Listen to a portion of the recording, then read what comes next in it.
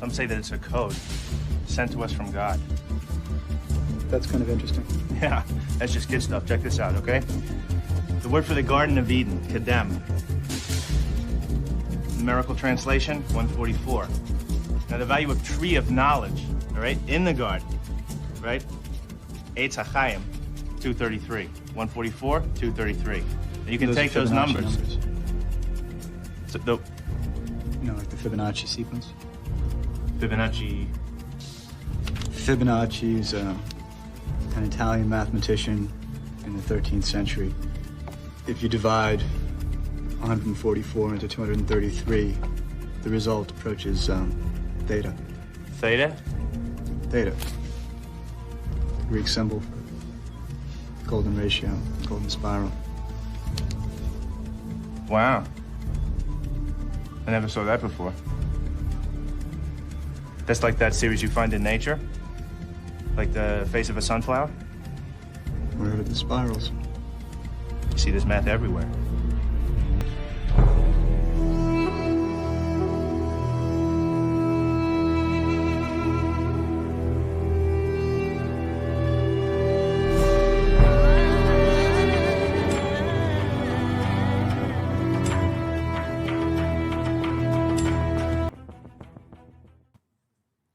Welcome back to the Gnostic Informant, and you are about to attain true gnosis. And today we are talking about a topic that I talk about all the time. And a lot of people might ask, Neil, why do you always talk about dating the Hebrew Bible? You talked about it 20 times. And I'm going to talk about it 20 more times because I honestly think this is the most important topic in all of biblical studies. It is the roots of all the Abrahamic religions. How old does the Abrahamic Mosaic tradition go? And so for hundreds of years, the consensus has always been that, you know, maybe Moses didn't write it. Maybe someone else wrote it afterwards. Maybe there's some little pieces of the Song of Moses or the Song of the Sea, for example, that make its way into what is a final redaction. But most people agree that the Old Testament, specifically the Torah, the prophets, and the wisdom literature, has roots dating back to the Iron Age, 700 BC, around there.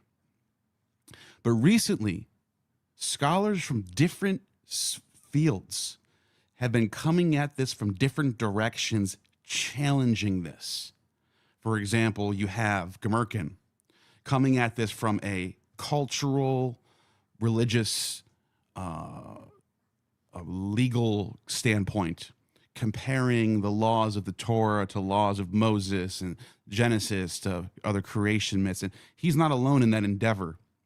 You have Bruce Loudon writing about the Greek mythology in the Old Testament, comparing that stuff. You have books like The Argonauts in the Desert. You have Niels Peter Lemke. You have Thomas L. Thompson.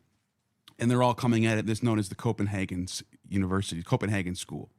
But then that's one, you know, and those people kind of get waved off as fringe minimalist.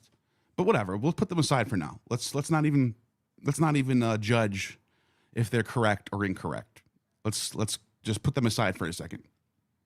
Archaeologists are coming out, like Jonathan Adler, and historians are coming out, like what's his name, Gad Barnea, and saying, well, not even talking about the textual stuff, but just saying in the archaeology, we don't find any mention of Moses or any indication of Torah observance, anything related to the Bible at all until after the Hellenistic period. According to Gad Barnea, the names of people in the sources are not even named after anyone from the Torah or any of the heroes until after 300 BC. Adler is saying that there's no evidence of Torah observance until the 160s BCE.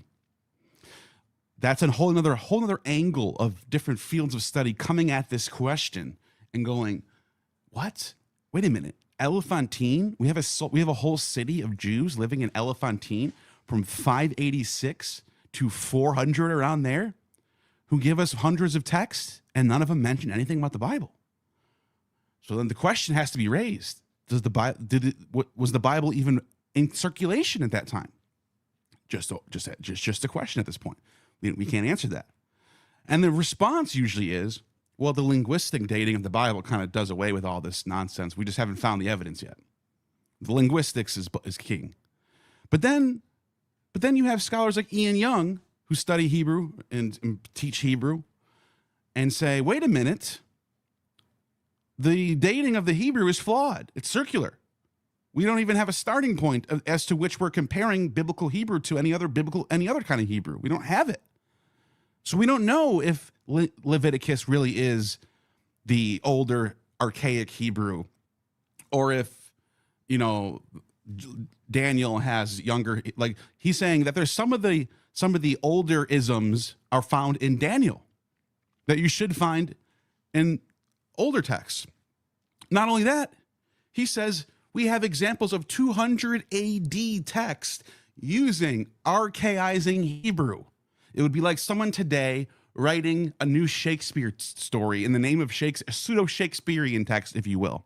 And they're using all these spaketh and thus spaketh the Lordeth, that type of thing, because maybe they studied Shakespeare their whole life and they know how to do it. And it's very hard to tell which one is authentic, which one isn't.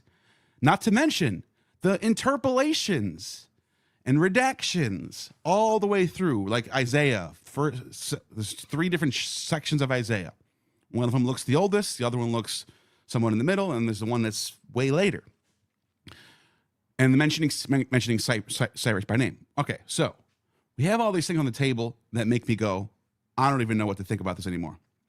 But I want to make this clear that this does not mean that I think this stuff was all made up ex nihilo by some people or Greeks, for example, in the Library of Alexandria. I do happen to think that what we're finding in the Hebrew Bible does have roots that are Judean, Israelite, cultural themes, even Canaanite themes, like Baal fighting against the sea monster, Yam. Finding that in the Psalms, for example, with the Leviathan. I do think a lot of this stuff is the traditional ancient Judean, ancient Israelite culture that is in the Hebrew Bible. And if that's the question of, does that make it old? Then yes, it does. But what I'm getting at is the final redaction, the form that we have it in. When can we find that? When does it become the culture of the land? When does it become the law of the land? Those are the questions I'm asking.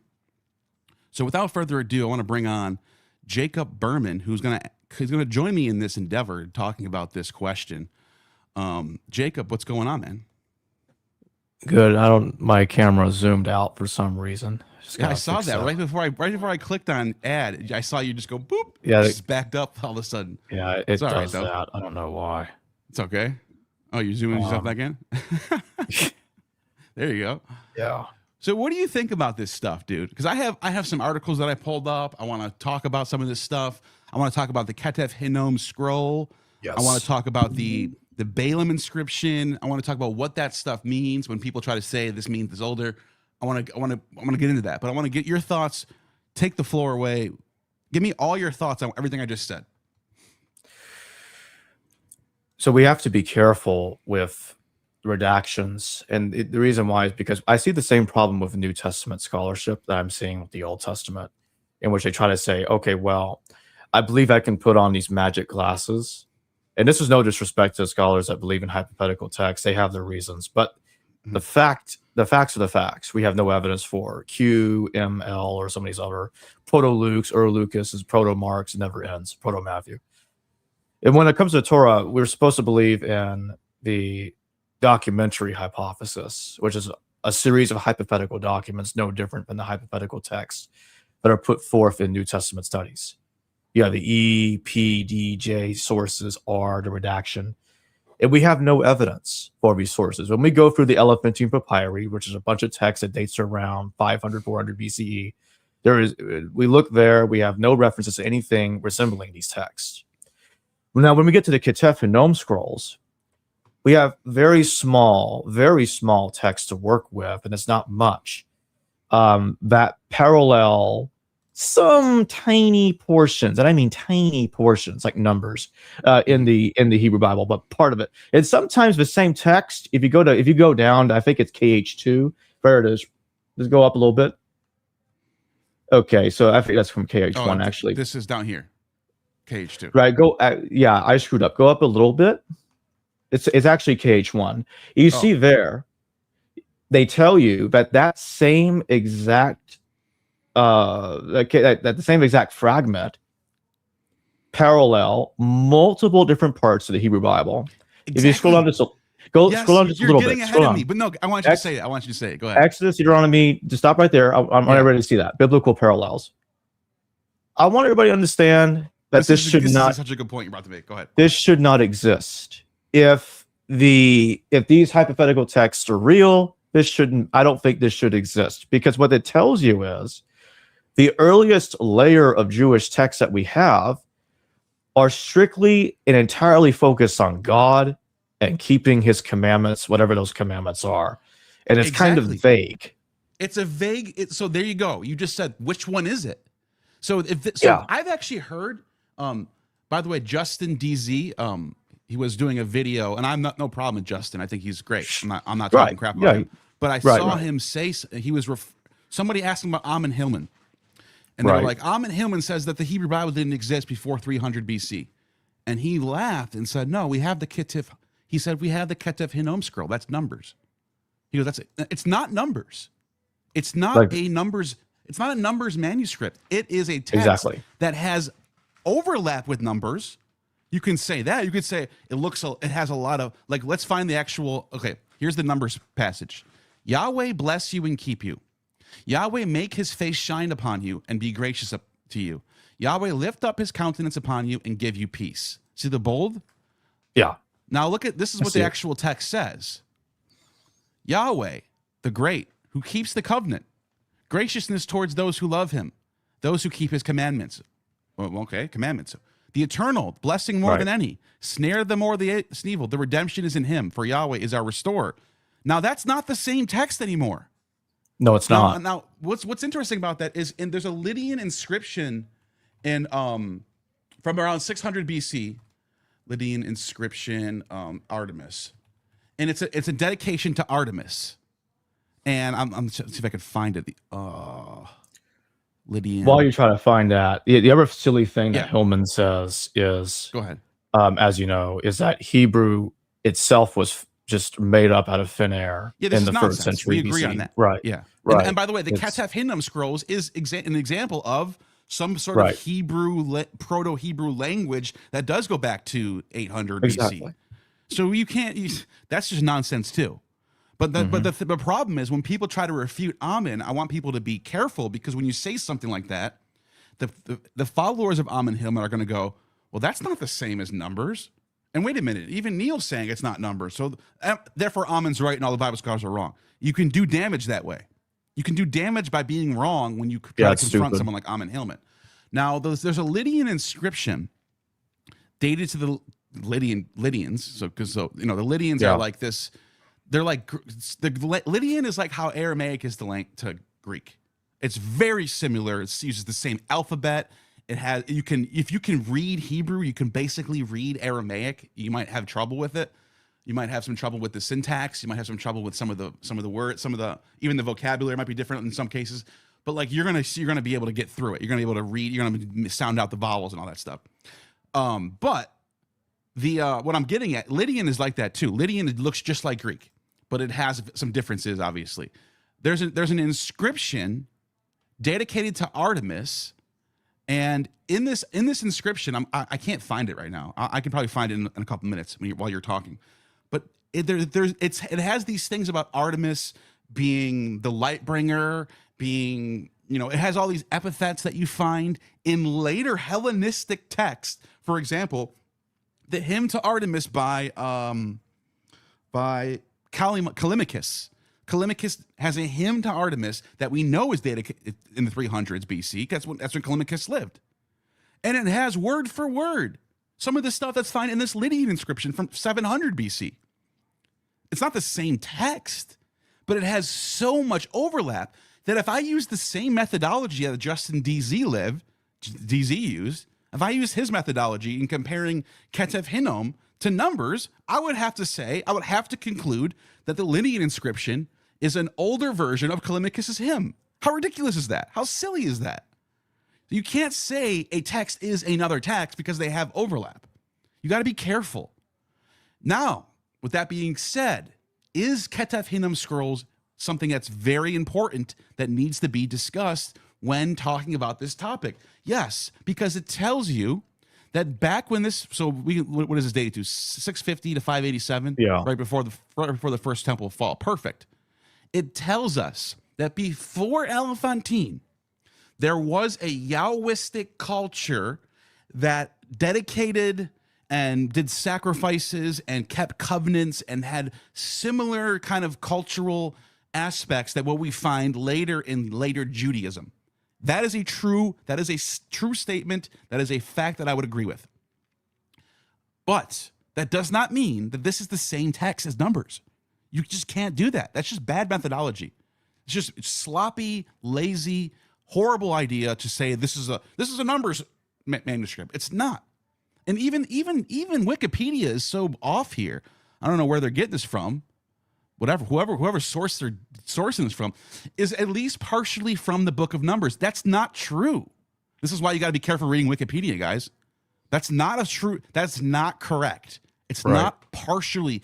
It has words and phrases that is found in Numbers, but like I said, if you were to conclude that this is partially from the Book of Numbers, then you also have to conclude that Callimachus's hymn to Artemis is partially the same as the Lydian inscription from 700 BC, but in a freaking different language. And by if the we way, go by that logic, Ketef Hinnom is not even the same dialect of Hebrew that you find in Numbers.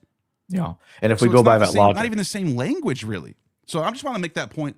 I want people to understand the nuance here. Yes, yeah. Ketef Hinnom does point to an older Yahwistic culture that has a continuation or continuity down to Judaism. Absolutely. That's a very strong point for dating Judaism itself, dating the evolution of Yahwism into Judaism. But it's not the same. That's all I'm trying to say. Now, what are your thoughts on that? So I was going to say that if we go by that logic regarding KH2 being partially from Numbers, then we have to claim that Daniel is older because part of it's in KH1, which doesn't make any sense. It doesn't. Yeah, exactly. They don't say the same thing for Daniel. They only go with the numbers because it's the Torah. Yeah. So when they find other biblical parallels from Nehemiah and Daniel, and it says Daniel 9:4 says keeping covenant and mercy that to those who love him. And then Nehemiah 1:5 says, keeping covenant and mercy for them who love him. It's the same exact phrase that's in Numbers and somewhat similar in Ketef Hinnom. It's not even the same in Ketef Hinnom. So what you can conclude, if you're being a careful, rigorous scholar, the conclusion right now should be Ketef Hinnom shows linguistic similarities to later texts like Daniel, like later texts like Numbers, later texts like, but to say it's a partial manuscript of Numbers is sloppy. It's sloppy and it's misleading, and it really does damage to the discourse of this topic, that's so important. So, if anything, the material that's in KH1, I would say whatever text that it's preserving is probably a source for the Torah, and the material there was kind of spread out and used and reused. I can go with that places. Too. Yeah, that's what it looks like to me. That I can go with what you just said. The Torah, the people that were writing the Torah, or whatever, maybe they're compiling texts together to put together what we call the Torah. To me, that's a strong possibility that they had some similar text as what we find in Ketef Hinnom. So that's a very strong argument you make there, because look at, it's using a lot of the similar language that we find in later biblical texts. So I think what you said makes a lot more sense. They're using texts like this to write texts like this. But you can't just conclude it's the same text. If it's not the same text, it's not the same text. And I'm not talking about comparing the 10th century codex, what is it called? Leningrad Codex to a Dead Sea Scroll and finding a few lines different. I'm not talking about that. I'm talking these do not line up at all. Other than a few words and phrases, they do not line up at all. It's a completely different text. It's not numbers. They go in totally different directions. They're talking about totally different things. The only thing you find in common is keeping his covenant. Yahweh loves to those who Yahweh loves. That's it. Very, very common phrase, by the way, as you pointed out. This is exactly why. Go ahead. No, you're good. I was going to say, this is exactly why. Yeah, I annoy some people with my extreme. I guess I'm extreme on this view, but this is why I literally refuse to believe in hypothetical, unproven redactions and hypothetical text. Because the problem is it never ends. You can make anything up. You can say anything looks like anything for any reason. It never ends. And so for all I know, I don't have a problem with believing that the entire Torah is 3rd century BCE, but I think parts of it may appear to look like they're older because they're reusing some material, such as the Ketef Hinnom scrolls that we were just talking about. So some of it may give off that feeling, but it's not because it was written in redactional stages, but simply because they're reusing material that's older and integrating it into the Torah that they are composing. Yeah. And that's the way I look at it. And you pointed out, I want to get your thoughts on how we can compare this to the New Testament real quick. Sure. Like I said earlier, we don't have any evidence for those hypothetical texts that scholars talk about for the Gospels, but you've got Matthew and Luke having double tradition. Then you got Mark having the so-called Mark Q overlap. This is a good example because it's gonna sound like one of the fallacious arguments we were just talking about earlier. That is, it is presupposed by some scholars that Mark knew Q. Wait, hold on a minute. Let's slow down. You were just telling me that the double tradition material is material in Matthew and Luke that didn't come from Mark. To give one brief example, the Beelzebub pericope in Mark, when Jesus was accused of practicing magic, sorcery, in the name of Beelzebub, Lord of the Flies. That's supposed to be in Q. Matthew and Luke also have that particular saying. Now, they say that's in Q. They call it a Mark Q overlap, and the scholars that believe in what's called the three source hypothesis, they say Mark knew Q. But that's circular because it's material that's in Matthew and Luke that's not supposed to be in Mark. So how can Mark know something that's in Q while arguing at the same time that Matthew and Luke got it from another source that Mark didn't have? So you're supposing that Mark, which is absent of that material, actually knew it. So it's kind of a circular argument. Whereas with the Farrer hypothesis, it's simpler. You could just say, well, Luke got that material from just using Matthew. You don't need Q. Or if you could go with the Matthean posterity theory, which is similar, but they just say that Matthew knew Luke instead. But Mark in priority is held by both positions, Farrer and Matthean posteriority positions alike. So it is similar in that respect that the way scholars are trying to date material in the Gospels to being older with hypothetical texts has the same kind of problems that we see with the Torah, which we were just talking about earlier. And then when the Gospel of Thomas was found, when the Nag Hammadi text was found, they try to say, the Gospel of Thomas reminds me of Q.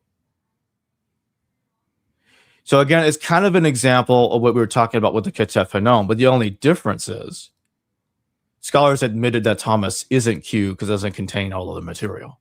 Well, if Thomas can't be Q because it doesn't contain all of the material you think is in Q, then the Ketef Hinnom scroll KH2 cannot be all of numbers because it only has part of numbers. Yeah, that's interesting. So I actually found what I was looking for. Now check this out.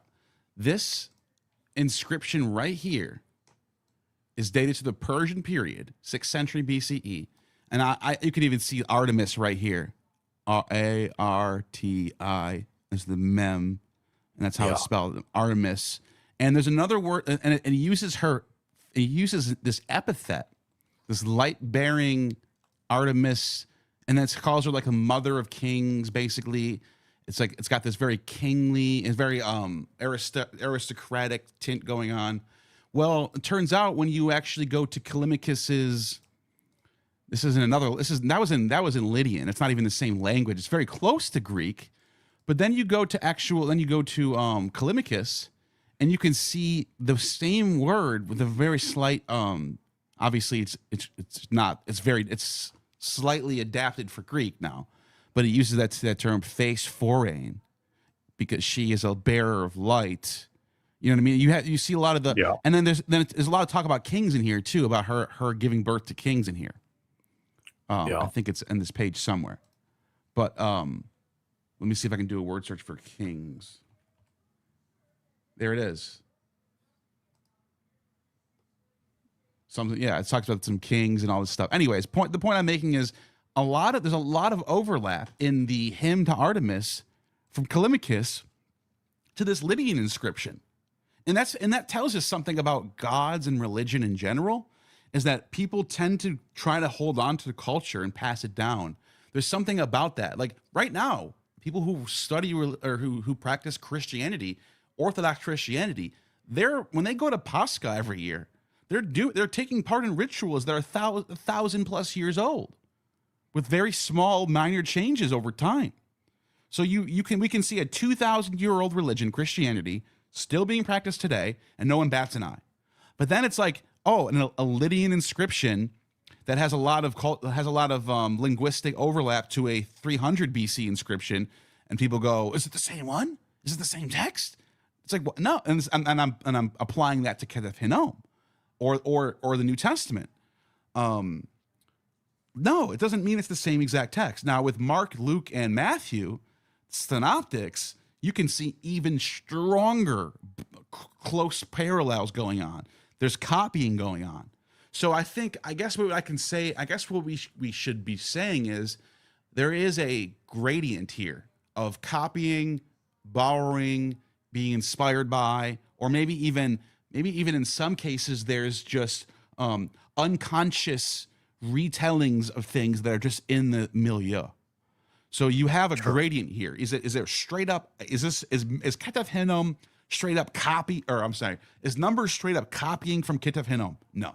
So we're already moving down the gradient. Is it like is it inspired by it? Maybe. Is it unconsciously inspired by it? Maybe that's the case. Is it a coincidence? Maybe that's I don't know. But there's different answers to this other than, oh, look, these words line up. It's the same text. Right. So. And we have situations in which we talk about Mesopotamian parallels, because we both noticed this, that scholars like to focus more on Mesopotamian parallels, while not so much Greco-Roman parallels to the Old Testament. And so one example is sometimes they take a story from Mesopotamia and then they finish it with a Greek parallel. And there's some examples of that in the Torah. One good example is the confusion of tongues in Genesis. You've got the Lord of Arada in Enmerker text, in which there was a confusion of tongues in there, but there's nothing about a building being built to reach the sky. But if you go to the Greek sources, we do have that. We have giants stacking mountains on top of each other until they reach Olympus to lay siege to it. So what they did was they combined those stories together to create the picture that you see in Genesis. But in order to understand that, you have to look at the Greek sources and Mesopotamian sources simultaneously. Dude, and the same thing happens with Noah, the flood of Noah, where you can see very clearly obvious parallels to Epic of Gilgamesh and the other flood story that I'm not thinking of right now. But you can see that those two stories have a lot of things happening. For example, letting off a dove and a raven, those type of things that you don't find necessarily in the Greek version of Deucalion. However, Deucalion, according to the Ionian historians, which is the fragments of historians that go before Herodotus. So I'm talking Xanthus the Lydian, who says that Deucalion had 3 sons who are the progenitor of all the Greeks. 3 different races of Greeks. The Achaeans, the Pelasgians, and the Dorians. I think he said something like that. That's in Deucalion. That's not in Mesopotamia. But here's another thing people don't talk about that much. They think those are the only 2 options here. No.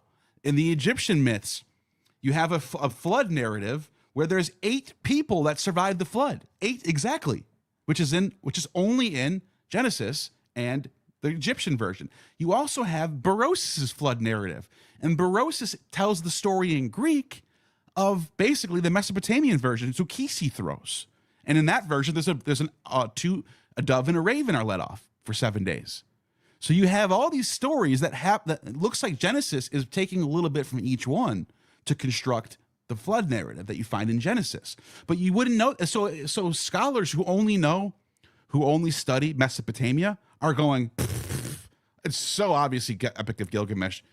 Case closed. End of story. If anyone says anything about Greek, I'm just blocking them out. I've seen this. You and I've seen people do this. Yes. You bring up Deucalion, they laugh at you. There's no way, dude. Case has been closed. Get away from me, dude. This is what they do. And then you try to show them. What about the 3 sons? What about the 8 people? What about this? What about that? Armenia is mentioned in Berosus. It doesn't say Mount Ararat, but it mentions that the Ark lands in Armenia. That's in the Greek version. So it's like, dude, it's not just one thing. You can't just say this one text goes all the way back to the Epic of Gilgamesh, when we know that Greeks and Romans know about Gilgamesh. Gilgamesh is mentioned in Greek and Roman sources. So we know that the story of Gilgamesh is already surviving in Hellenistic period. So you can't just conclude that, Genesis is 2000 BC because it has the same stuff in Gilgamesh. No, that's not how it works. You gotta be a little more careful than that.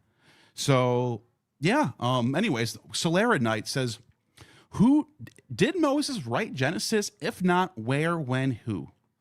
What would you say to that? No, Moses didn't write Genesis. I would say the committee that were involved in the creation of the Septuagint. I think what happened was, I think they wrote a Hebrew text first, and then they actually wrote the Greek translation next. That is my answer to that question. And they had access. Well, one more part of the answer I need to get out there is, I think that that they had access clearly, because we're told this, to the library of Alexandria. So they had all the necessary resources that they needed access to create the Torah. Now, again, I want to stress what is different between what I'm saying from Hillman, is he denies a Hebraic first stage. Not only does he deny that there was a Hebraic stage of Torah that came first, he also thinks that we're not told this in the letter of Aristes. Nobody in the ancient world says this. Ehrman's just making this up. He says that Hebrew was also made up, and by inference, he's basically suggesting that committee of 72 guys made that up out of thin air. This was ridiculous. Yeah. It's funny because even though scholars agree that the letter of Aristeas is propaganda, and the reason why they say that isn't because they don't think that the Torah was translated into Greek. Ehrman smuggles that in there. It's because they don't think that there were 72 people who miraculously came up with the same exact story in Greek. That's nonsense. They think that the story reflects a real story about translations happening in. And we can argue about if there were 72 people exactly or whatever. Well, but we do have data to suggest that there was an assembly called an assembly or ecclesia of elders that were in Alexandria translating biblical Hebrew. Yeah, the Talmud calls them the men of the great assembly. Although what they do is they Yeah. split them up into two different assemblies and they backdate them. So just to be clear, Yeah. the letter of Orestes actually doesn't make that claim that they miraculously translated exactly the same thing. It's the Talmud that says that. So the Talmud is So there's a two different versions of the story, is what you're saying? yes, the Talmud is changing the story to make it look like But that the letter they of Aristeas does say that they did translate, that they had 72 the sev- elders.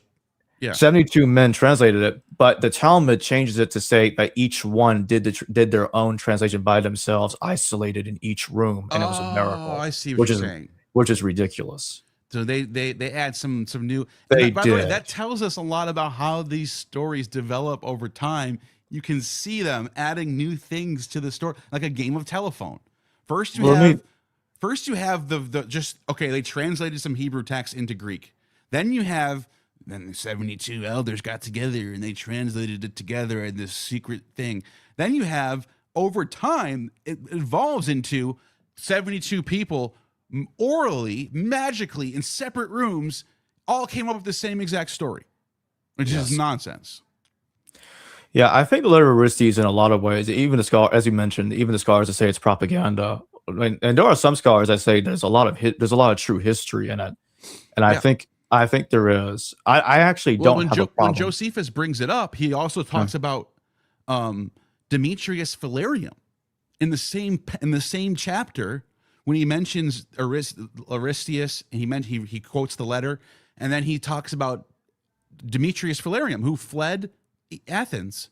He fled the Alexander's regime, and fled down to Ptolemy and said, "Let me be your librarian." And we know this is actually historically accurate because all the other Greeks agree. All the other Greek sources agree with this. So there is some truth to the idea of there being this project in Alexandria that was going around translating Judean text into Greek. Yeah.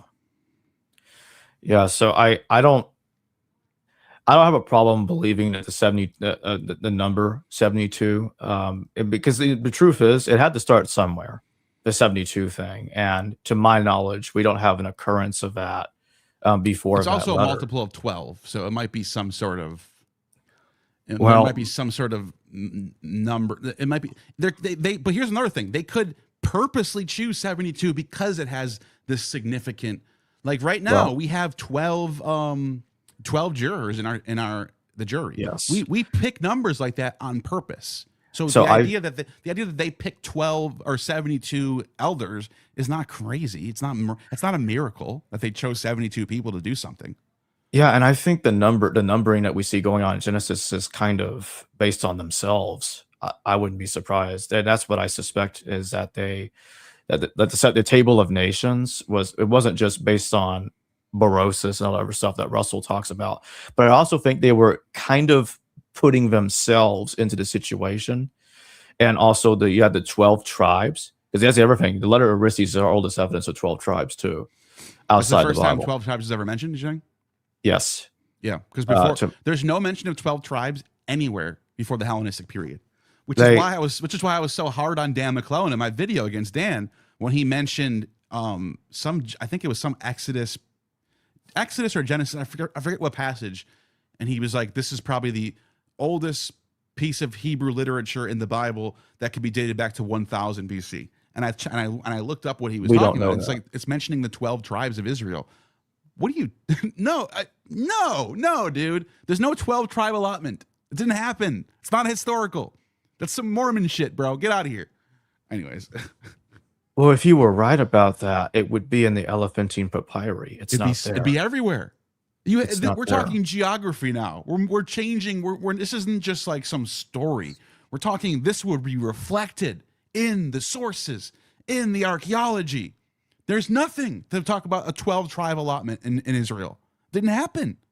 No one knows about this. No Assyrian knowledge, no Babylonian, no Hittite, no Egyptian, no Greek. Not even the Judean sources themselves talk about this until after 300 BC.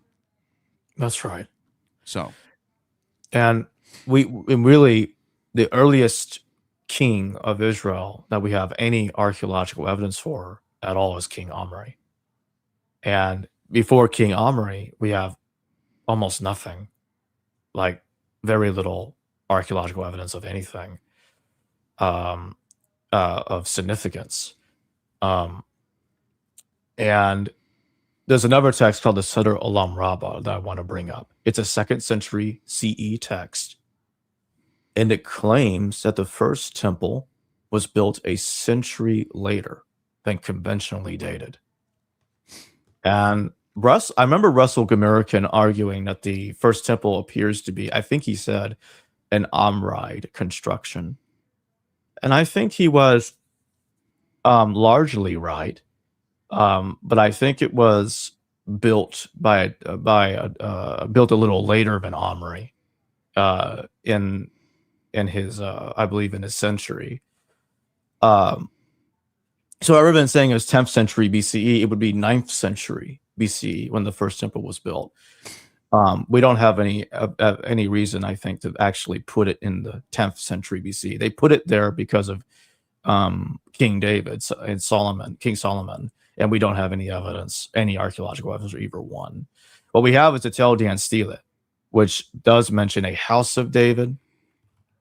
By the way, this is another interesting topic. Go ahead, finish your thought. I want to talk about this though. Yeah, but there's nothing on there that indicates that David was a king, and David on there looks to me more like a title of a person. Exactly. Okay, this is such a good point you're bringing up, because this is such a funny thing that I noticed that we only find in circles of biblical scholarship. And in the classics world, when we find mentions of the Heraclidi, let me see if I can find them. Okay, here, watch this. Let me switch my screen over for 1 second. By the way, thank you for that super chat. I guess I don't even have to leave this super chat up because this is the topic of the whole video. So let me put this away for a second. But thank you for that super chat. Okay, so look at this. We know about the Heraclidi, and they're mentioned, and they're in tons of inscriptions and primary sources, and people actually. And by the way, it's not mythological. Like Herodotus talks about a real dynasty called the Heraclidi that go back 22 generations to the kings, through the kings of Lydia, all the way back to what would be, he doesn't say Hittites, but that would bring us to the Hittites. So you could put 2 and 2 together. You could say the Heraclidi are the Hittites, but this is what they think. Look at this. They actually think that Heracles was the founder of this dynasty. Now, when you start going down, guess what happens? You start getting into real kings. Alcestis was a real king. And this is a real king. This is a real king. This is a real king. And it goes all the way down to Alexander the Great. A real king, obviously, right? So, okay, we have real kings from the house of Heracles. Does that mean Heracles really existed? No. What do you think, Jacob?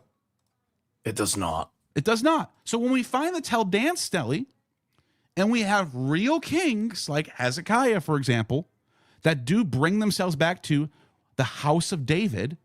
Let's see if we can find house of David. House of David right here. We have a mention of a house of David. It doesn't say, it just says house of David. It could say house of Yahweh. It could say house of Zeus. It could say house of Heracles. That does not tell us much other than there's a house of kings who think their progenitor was David. That's it. That's all it tells us. 9th century BCE is already 200 years away from the supposed time of David. 200 years is a lifetime away from where things can get rewritten and confused, and all types of stuff can happen in 200 years. I mean, we're talking comparing right now to the time of the Civil War in our timeline. We don't know. Most of us don't know what type of stuff could have happened in that time period. Especially now we have written records, but things are different. Back then, they didn't have written records like we do today, and the internet and libraries and stuff like that. So the point I'm making is, we find House of David on a stone does not tell us that there was really a King David. Now, does it give points to that side? Like, for example, people who think David existed. Is it fair for them to bring up the Tel Dan Stele? Of course it is. Yeah. This is data to support the idea that David is historical. Yes, you have data that supports that. Does it prove David existed? No. You're still a long ways from that. And this is why I'm so big on scholars who don't study other outside of their Bible. Because like if you didn't know about the house of Heracles and you just know about this, you might think this is enough. You might have nothing, you have nothing to anchor your own arguments towards. You have nothing to compare your own stuff with. All these one-dimensional scholars out there who don't actually understand what's going on, in my opinion. Right. And there's another scholar I want to mention, and I've had him on before, Bartosz Adamczewski. He's a professor down in Warsaw, Poland. Bartosz argues that the Book of Kings comes from the Hellenistic period. Now, he argues it for different reasons than I do, but I agree with him. Recently, when I did a show with Derek about Ishkur becoming the god of the Bible, I brought up Kings because Kings, it talks about the destruction of Baal worship. Now, what time period could that possibly be talking about? Well, funny enough, in the mid-3rd century BCE, during the creation of the Torah and its Greek translation, Baal was on the decline. We had the First Punic War. It was happening around the same time. Guess what Hannibal's name means? Hannibal. Baal. Yes. I think it's Baal has gifted. Yeah. I think it's something like that. Hold on. Let me see. His name means Lord Baal. Yeah. The Lord is gracious. Yeah. Yeah. Gracious. Okay. Baal is gracious. So yeah. So but go ahead. Continue. Well, you're like, this is a great point you're making. Yeah. I think, but Hannibal, I think, was from the Second Punic War. But the I'm just saying, like the Punic. Yeah. The first, so the Carthaginians, they were from. This is something I brought up because I had some people criticizing me for saying, well, Ishkur could not have become Yahweh because he's Baal Hadad in the Ugaritic text. Well, here's the issue with that. So they don't understand that there's a Hebrew word called Baalim, which is plural, and they use that word to denote that there's more than one Baal. That's because the Tanakh understands that Baal is a title for a bunch of different gods. The Lord. Now, if you go to the song, Jesus is a Baal. Yeah, Jesus is the Lord. He's the Baal. He's a Baalim. Yeah, Adon. Seriously though, he is. Yeah, he's literally a Baal in that language. Yes. So in the Song of Solomon, it talks about a location in which Solomon had a vineyard to Baal Hammon. Now, I did not mention that in my stream with Derek because it didn't really occur to me to make that connection, but I realized that in between that, okay, the biblical Baal is Baal Hammon. Why is that important? Because I've been saying this for a while, but what I mean is the Bible is basically admitting it as Baal Hammon. So Baal Hammon is literally the only Baal. And this is a syncretizing of the Phoenician Baal and the Egyptian Ammon. Did you know that? Yeah, I know that. I know that's what they say. Yeah. So the Baal Hammon is the only Baal in which there was child sacrifice done in his name, according to archaeological evidence. We don't have, to my knowledge, we do not have archaeological evidence for other Baals being worshipped in this way. Just this one. I agree with that. And it doesn't start happening until the Tyrians from Tyre left Tyre to come to North Africa to settle in Carthage. And when they went there, you've got that's when we got our first evidence of child sacrifice to this god. Now, in my stream with Derek, I have a different take on the origin of Baal Hammon. I think later it could have been a syncretic deity, and there is evidence of that. But originally, I think it really meant Lord of Ammon. The reason I brought that up is because you have the Bible also talking about the Ammonites. The Tanakh wrongly claims that the Ammonites sacrificed children to Milcom, in which at one point they misspelled his name as Moloch. That's how we get Moloch. So yeah, I can see that happening too.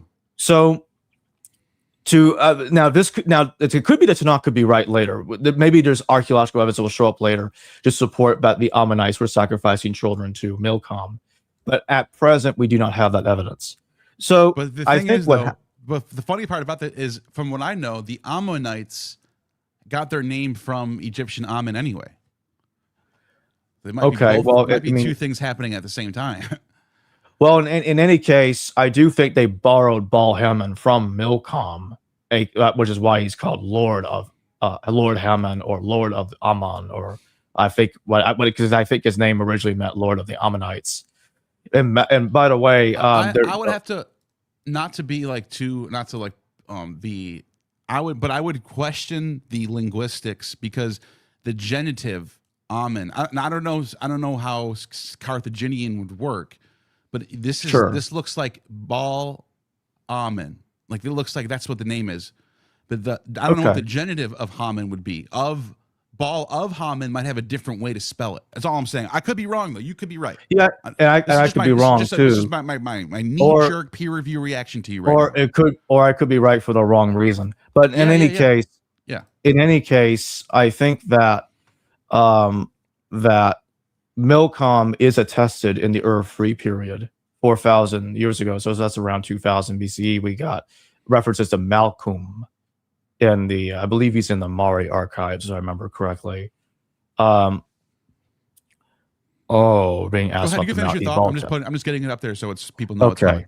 Yeah, so I basically, my current thinking is that Malcolm became Milcom, and then that god became Baal Haman. And then child sacrifice started to occur after they moved to North Africa. I'm open to changing my position if archaeological evidence is found to support that it was happening earlier in time, before they moved to North Africa. Well, you do have the primary sources like Aristotle and Theophrastus talking about Easterners being big into the human sacrifice stuff. Also, real quick, I think here's evidence right here. I think there is archaeological evidence, and let me tell you right now. You're going to want to look into this now, because this is a big substitute king ritual. So there's this hold on, why is my computer acting all weird all of a sudden? Okay. Substitute king ritual. Here we go. Okay, let me share my screen real quick. Watch this. Let me just put you down for a second. I'll bring you back up in a minute. This to me is the evidence. So, substitute king ritual was this famous ancient Mesopotamian human sacrifice ritual that they would do in Mesopotamia. So it was just popular in Sumer, Babylon, and Assyria. So it's a long time. It's a lot of different dynasties that are doing this. And it's mentioned in the primary sources. It's mentioned in the inscriptions. We have archaeological evidence of this ritual. We have like skeletons of virgins sacrificed. So little girl dead graves with their dressed as kings and queens with purple and crowns on them. So it was a human. So this is a human sacrifice ritual. Sure. And guess what? Think about Molech for a second. What's that word mean? It's a word that has to do with sacrifice. Yeah, but what does MLK mean in Hebrew? Melech, king. Exactly. I knew you'd know that. I wasn't trying to put you on the spot, but I knew you'd know that. King. It's a king. I think that the Molech ritual is the king ritual from Babylon. Yeah. So I think they were doing this in the Near East. I don't think it's just, you know what I mean? Okay, so let me make look at the Neo-Assyrian dominance. Look at their extent of their empire. I was careful. Hold on. I was careful of my words. I said child sacrifice. Yeah, I wasn't saying there was no human sacrifice at all. No. That's what I said. That's why I brought up the virgin thing. Okay. The virgin. So I don't know how young the virgins are. I don't know. That's a good question. You can look this up yourself. That's why I would want to know that. Yeah, there's one of the things was the virgin. That's one of the things that they want. But look at this. If their influence is all the way going across the entire Near East, I wouldn't be surprised if the Melech ritual is related to the Babylonian Sumerian king ritual. I wouldn't be surprised if this spread all the way over here, is what I'm saying. This is just my own thoughts, my own hypotheses. I'm not saying that this is like Sure. this is scholarly consensus or anything. I'm not saying it. I'm just saying this is just things that I think about when I'm looking into the Melech Molech stuff. Anyways, Now, I need to straighten somebody out in the chat. Somebody brought up earlier that I thought Baal Hadad was Yahweh, not Baal Hammon. This has to do with my theory. okay. Yeah, that is what I'm saying. Baal Hadad is Ishkur, and therefore, and he is Yahweh. Baal Hammon is a different god. He became the biblical Baal. That's if you read Jeremiah, Baal worship was specifically described as involving setting flames at children in Baal's name. So they were sacrificing children by the flame to the biblical Baal and to the biblical Milcom, aka Moloch. And so that is what they are describing. Yeah. By the way, Ishtar Hadan. So one of the questions is how. One of the questions is how often was these King Molech sacrifices done? We know that one king by himself did it 7 times. So that was his reign was between 786 and 783.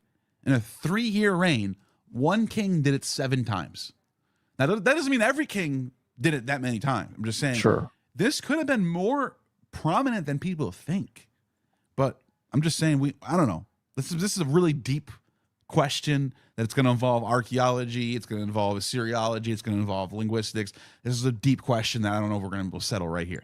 But I definitely would like to come back to the Assyrians in a second after we address Ked. Yeah, let's do some super chats real quick. Because if you... Cad 566, what are your thoughts on Mount Ebal tablet that contains the name Yahweh and a curse that can be found in Deuteronomy? To my understanding, this tablet dates to 1200 BCE. It's controversial. I know most scholars I think it's not real. It's a forgery. Yeah, well, I think what they really say is that it's gibberish, and it's not. It was. I interviewed Scott Stripling, by the way. Yeah, I interviewed him too, and I think he's a nice guy. I think he's a nice guy, very nice guy. Seriously, here, let me show you what you mean by gibberish, because what you just said is probably correct. This is what the tablet looks like. Can you even see a single Hebrew letter on there? I can't. No, and I can read Hebrew. I can read Hebrew. See it. I can even read Proto-Hebrew, Paleo-Hebrew. I know exactly what the alphabet is. That's all it is. We have no idea what that really says. And what I've been told is that people are trying to force the curse tablet into there. And this doesn't make any sense because we still haven't found a single reference to the Torah before the Hellenistic period anywhere. And you expect to randomly just find in Mount Ebal from some trash dump, you're supposed to expect that this is going to be a biblical text? Like, dude, this is wishful thinking, man. I'm sorry, go ahead. No, but just what I'm saying is that we don't know I've never seen somebody provide me a photograph of the actual text that's on here and what it actually looks like. All I've seen is like some people go, that looks like a he right there. Can you see my mouse right now? Yeah, I see it. Yeah, this looks like a he right here. That looks like a vav. Is that an olive? Oh, is that a tav? Like, dude, what are we doing? Oh, is that a shin right there? Look at that. It's a shin. No, it's not any of that shit. I think you're just making this thing fit what you want it to be. Well, even if it was true, let's just pretend it's true for a second. Yeah. Actually, it would be kind of like what we see in the Ketef and Noam scrolls. It's yet another curse. It's yet another text that only mentions Yahweh. Exactly. And it still wouldn't confirm the biblical accounts. That's another thing that I talked about when I talked to Scott. I said, can't this just be a generic curse tablet to Yahweh and not necessarily related to, Josiah? What's his name? Joshua. Joshua. And he was like, yeah, that's fair. That's what he said. Okay. And by the way, the translation of it is Yahweh, not Yahweh, not the Tetragrammaton. It's the 3-letter Yahweh, which I thought was interesting. The shorter one. Okay. But again, I don't even know how they got that because I can't. From what I'm looking at, I can't see anything on here. I don't know how they got any letters from this thing. Look at that. It just looks like nothing. It looks like a piece of bread or something. Which brings us back to my point. My point is, like, we have nothing. They're trying to make it fit. People are trying to find this stuff, and they're not finding it. People are going out of their way to find the Bible, and it's not being found. They're trying to fit a All the hexagon. resources in the world, all the resources in the world to find the Bible, and they're not finding it. Yeah, they're trying to fit a hexagon into a square peg, and it's just not happening. Yeah, it's a good question though, Kat. I'm glad you brought this up into the discussion, because Mount Ebal is definitely something that should be brought up in this discussion more often. Thanks for bringing that up. Eddie Moretti 3742. Thank you for the $20 super chat. Much appreciated. You also dropped a super chat question. Let's see what you got here. This is worth a second super chat. Thank you for going deep. I caught 10 minutes of Wes Huff on Diary of a CEO, and I wanted to blow my brains out. I saw a couple of clips of that going around, and what really bothered me, like, look, I think Wes is probably a cool guy. I'm sure he's a nice guy. I'm sure he'd be fun to hang out with, have a conversation with. But what really bothers me when I'm watching this guy is his insistence. Maybe, I don't know if he thinks this or if I hope he's not being dishonest, but he acts like the experts are all in agreement that the Bible is true, that we have all this evidence that the Bible is true, that we have all this evidence of the Exodus, we have all this evidence of Jesus' resurrection. And I don't know if he actually thinks this, if he's actually this delusional, but that's not what's going on in academia right now. I'm sorry. It's the opposite. Even the scholars who I disagree with on dating the Bible are like, still don't have evidence for the Exodus. We still don't have evidence for Abraham. Still don't have evidence for King Solomon's kingdom being this gigantic. None of that exists inside in the real world. It does not reflect reality. So that was what really bothered me about that discussion. Was he keeps on talking about experts are finding more and more evidence that the Bible is true. No, it's not happening. It's the opposite of that. The trajectory is the opposite of what you're saying, man. I'm sorry. Anyways, sure, he's a nice guy though. Any thoughts on that? Yeah, I don't really have much to add except I second what you said. Yeah. Yeah. Thank you for that. I appreciate the super chat, man. Thank you. See you around. September Tim Bright, thank you for the $2. Anyone attending the next NIHB virtual conference? What is the NIHB virtual New conference? insights into Hebrew Bible that's being hosted by Bart. No, I'm not. That sounds like fun though. I should check that out. I wonder who's going. Is anyone we know going? I know Dan McClellan's gonna be part of it. Ronald Handel, and Robert Cargill, Shana Delansky, Esther Hamouri. Okay. Might be missing a few names, but Shana Delansky. Well, I'll have to look into it. Maybe I'll check it out. Maybe I'll jump in or something. Bart Ehrman, I see Bart Ehrman's on there. Yeah. Yeah, he's the one organizing it. To me, so far, looking at the list, I don't know. This just looks like the whole like mainstream kind of like I don't see any. I don't know. I'm not going to talk about it right now. Anyways, whatever. Cool. It looks like fun. Maybe it is fun. Maybe I'll check it out. Thank you for the super chat. Anti-Contrarian 3788. Carthage was of Tyre. Well, Carthage was a colony of Tyre. Right. That's my point. Yeah. Herodotus mentions that the people of Tyre originally came from Bahrain. Could Baal Haman have been old Dilamite import? That would be like, I mean, we're going back now because even if Herodotus is right that the Phoenicians came from that region, because I remember now I'm very familiar with that passage now. I've recently just looked at that again recently. I don't know though if there is genetic overlap with people from that region. There might be. Linguistics though, not really, because they're speaking a Semitic language that comes from the region that they're in, actually. Anyways, but the point I'm making is, I don't know if we can do a 1-to-1-to-1. Like we can find Baal in Phoenicia, right? In the Levant, we can find Baal. He's in the Canaanite inscriptions, going back to 2000 BC, 1000, 2000 BC, in that range. The late Bronze Age, and he's the storm god, and he has a lot of cultural overlap with other storm gods in that area. So it already doesn't look like it's coming from far away. It looks like it's right where it is, and then it gets imported away to the Carthage. And sometime, I think Carthage is like what, 800 BC when they found Carthage. I think Something that's like that. right. Founding of Carthage, 814. Yeah. So Okay. at that point, we're already in the Iron Age. It's already been a long time since Baal has been around. I don't know. Can you find, is it possible that if they were truly descendants from some people from the east that migrated to the west, can you find some sort of precedent for Baal back then? I don't know.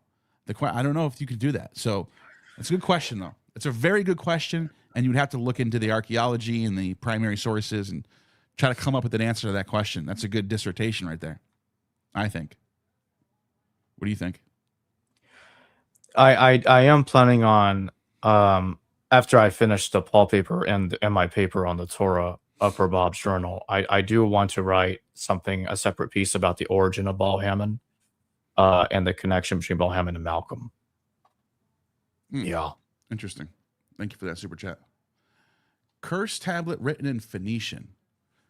Again, if we even know what the text looks like, and then Phoenician. I mean, it's the alphabet. So yeah, it's the Phoenician alphabet. Is it written in Phoenician, or is it written in some sort of dialect that we would consider Paleo Hebrew, because it's not exactly biblical Hebrew, not exactly Phoenician proper either. When I say Phoenician proper, I'm saying the inscriptions that we find in Sidon, Tyre, Baalbek, those places have a very specific Phoenician text that you find on the sarcophagi, for example. Very close to Hebrew, by the way. People don't talk about that. People go, that's not Hebrew, that's Phoenician. I don't know. I don't think you guys realize Phoenician looks just like Hebrew. So we don't. I don't know what you guys mean by that. Like it's like saying that's not Greek, that's Lydian, and it's like, well, it's the same alphabet, so we're already in the same ballpark. Let's check out the syntax. Let's check out the grammar. Let's check out, you know what I mean? Let's look at this. What's his name? Eshmun Azer. Look at this inscription right here. I just want you to see this. It looks just like Hebrew. Even the way they have their lameds and their, see how the lameds stick all the way up? Yeah. When you look at when you look at the Dead Sea Scrolls, for example, it looks just like that. This is Phoenician. I mean, it's the same writing. It's the same kind of writing, if you will. Not exactly the same grammar and syntax, but you can't just look at Phoenician and look at Hebrew without reading it and tell which one is which. There's almost no way. So, anyways, that's what I want to say about that. Anyways, but maybe it might be. I don't know. Like I said, I don't even know if the curse tablet's a real thing. I don't even know if it's real. It could be a forgery. So, Solara Knight, thank you for the super chat. Moses breaks the law by shattering Yahweh's tablet? Is that like a joke? Like he broke the law? Yeah, I don't know where we're going with that. I think it's like a joke. Like, get it? He broke the law. Yeah. He breaks the law. Oh, okay. Yeah. Thanks for that super chat. Appreciate that. Yeah, thank you. Ked is back with another $10. Thank you. Do you think Göbekli Tepe is somehow connected to Noah? Story of the animals on stone pillars that are not indigenous to the area. And the fact that it's just around the corner from Mount Ararat. I've heard this before. And look, I would say this. I think whoever wrote the Torah, whoever wrote the particular story about Noah and the flood, had knowledge, understood that Anatolia was very ancient. They might not have known about Göbekli Tepe because it's buried by then. It's been buried for thousands of years, so I don't know how they would know about that. However, just the civilization itself that lived in Anatolia goes back to 10,000 BC. So I think that whoever wrote the Torah had access to knowledge that's maybe the Egyptian libraries, maybe the Assyrian libraries, whatever. But for some reason, people understood that the most ancient antiquity region in all of the Near East was Anatolia. And in fact, the Romans know this too. They talk about the Trojans, their Trojan ancestors being there all the way in the beginning of time, which is Anatolia. The Sumerian records also talk about how old Anatolia is. So people just knew. They didn't have to. You don't have to know about Göbekli Tepe to know that. Now, as far as the animals goes, I think I don't know. It sounds a little silly to me because you find animals on inscriptions all over the place. I just don't know how you can connect that to Noah's flood. I don't know, because you find animals in cave rock art and stuff. Does that mean they knew about Noah's Ark? I mean, I just don't know. I just think it's a little bit of a stretch. That's what I would say. A little bit of a stretch. I take the Mount Ararat to a different angle. So I did it in my stream with Derek. I actually used that as evidence for my theory that Ishtar became the Hebrew god, because if you look at the map where Mount Ararat is actually located, it's in the furthest east of Anatolia, ancient Turkey. And the main deity that of ancient Anatolia, the chief god, was Ishtar. And he's called Tishub or Tarhana. Those are different names of Ishtar in their territory. And that's the Tishub Ishtar being the same god. That's consensus. Another thing, Yeah. Mount Ararat is not around the corner from Göbekli Tepe. It's actually pretty far. So yeah, that's my problem with Mount Ararat being connected to Göbekli Tepe. That's why they're very far apart. Let me show you right now. I'll show you right now. Yeah. So if I can, I'm going to share my screen and let me see if I can put this over here for now. Yeah. Okay. Let me share my screen real quick, just to show you, Kev, what I mean by this. So here's where Göbekli Tepe is. It's almost in Syria, damn near. It's down. It's going down pretty south. It's not even in proper Turkey anymore. That's so that you can see that's the picture of Göbekli Tepe. Now, if I want to go to Mount Ararat, I have to go all the way over here in Armenia. So that's far. That's a good 1,000 miles. I don't know, something like that. That's a long. We're not in the same We're not in the same area anymore. We're close. We're not that far.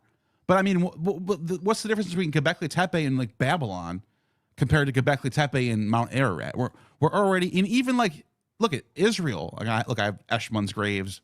I'm doing previous research into Eschmon, as you can see here. And there's the Temple of Bel on my map here. I don't even know why I was doing that. Anyways, look at the same distance between Armenia and Göbekli Tepe would be you can, I mean, like, it becomes kind of dubious to just go, oh, look at close. It's kind of far, in my opinion. It's not right out the corner. It's not. If it was like, if Göbekli Tepe was right here, then I would go, okay, now you're onto something. But no, it's not. Yeah. It's not. It's not even in the same country anymore. That's right. So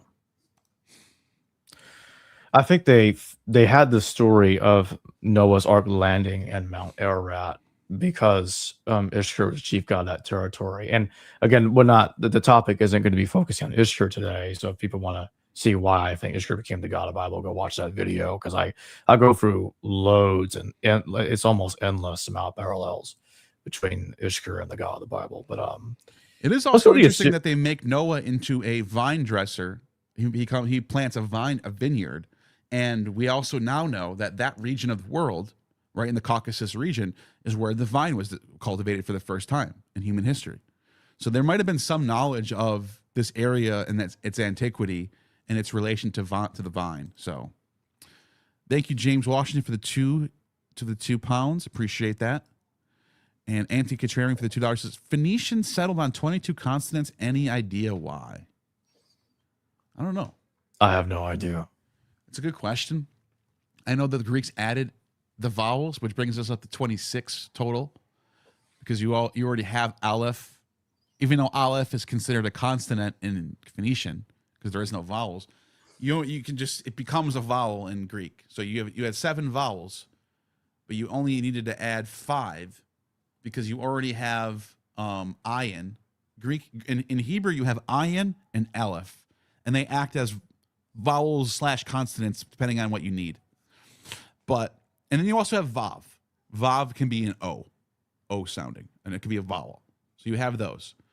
So Greek only needs to add 4 extra letters to get 7 vowels, because you already have 3. You have ayin, vav, and aleph. You add 4 more, which is omega, omicron. What's the other 2? Upsilon, epsilon, and you get 7 vowel. 7 vowel. So yeah, why is there 22? Because there's 22 sounds. I mean, I guess you can think of more. Sometimes people can think of more sounds. You can come up with more, like, I don't know. For example, the Sanskrit alphabet has like ng and g as a sound, and Greek has psi as a sound, psi, whereas Hebrew just doesn't even use that anymore. They just don't even have that. So like, there's different sounds and there's different combinations of sounds, but I think 22 or 20 to 23 is like roughly how many sounds we can make with our mouths. A, b, k, d, sh, z, t. Like, you know what I mean? Like, there's 22 of those basically. That's what they come up with. But anyways, I want you to look at the Assyrian Kings list, because I want to go there now, because I think the Assyrian Kings list is a source for the genealogy. Talk about Berosus' list? No, the Assyrian Kings list. Oh, just There's a Wikipedia. regular Assyrian. It's just by itself. Yeah, just look at this. You can look it up on Wikipedia. I know Wiki's not perfect. This right here, this terracotta tablet. Yeah, just scroll down. There's they show you the list. I have a copy of the Mesopotamian Chronicles, which includes this list. Stop right there. Now you see Adamus right there. He's the second king of Assyria. Go Adam. 10 down. Go to 10 down. You get to Nuabu. Look at that. Remember, Noah in Genesis is 10 generations after Adam. Oh, we think this might be Noah. Yeah, and what's interesting is, even before Noah I was exactly 10 generations after Adam. Exactly. Yes, it says so in Genesis. Noah 10 generations after Adam. Yeah. So, does this king have any information about him doing anything flood related or anything, or no? No, I think what they did was they took their names and gave them those stories after taking it from other cultures. New Abu. Yes.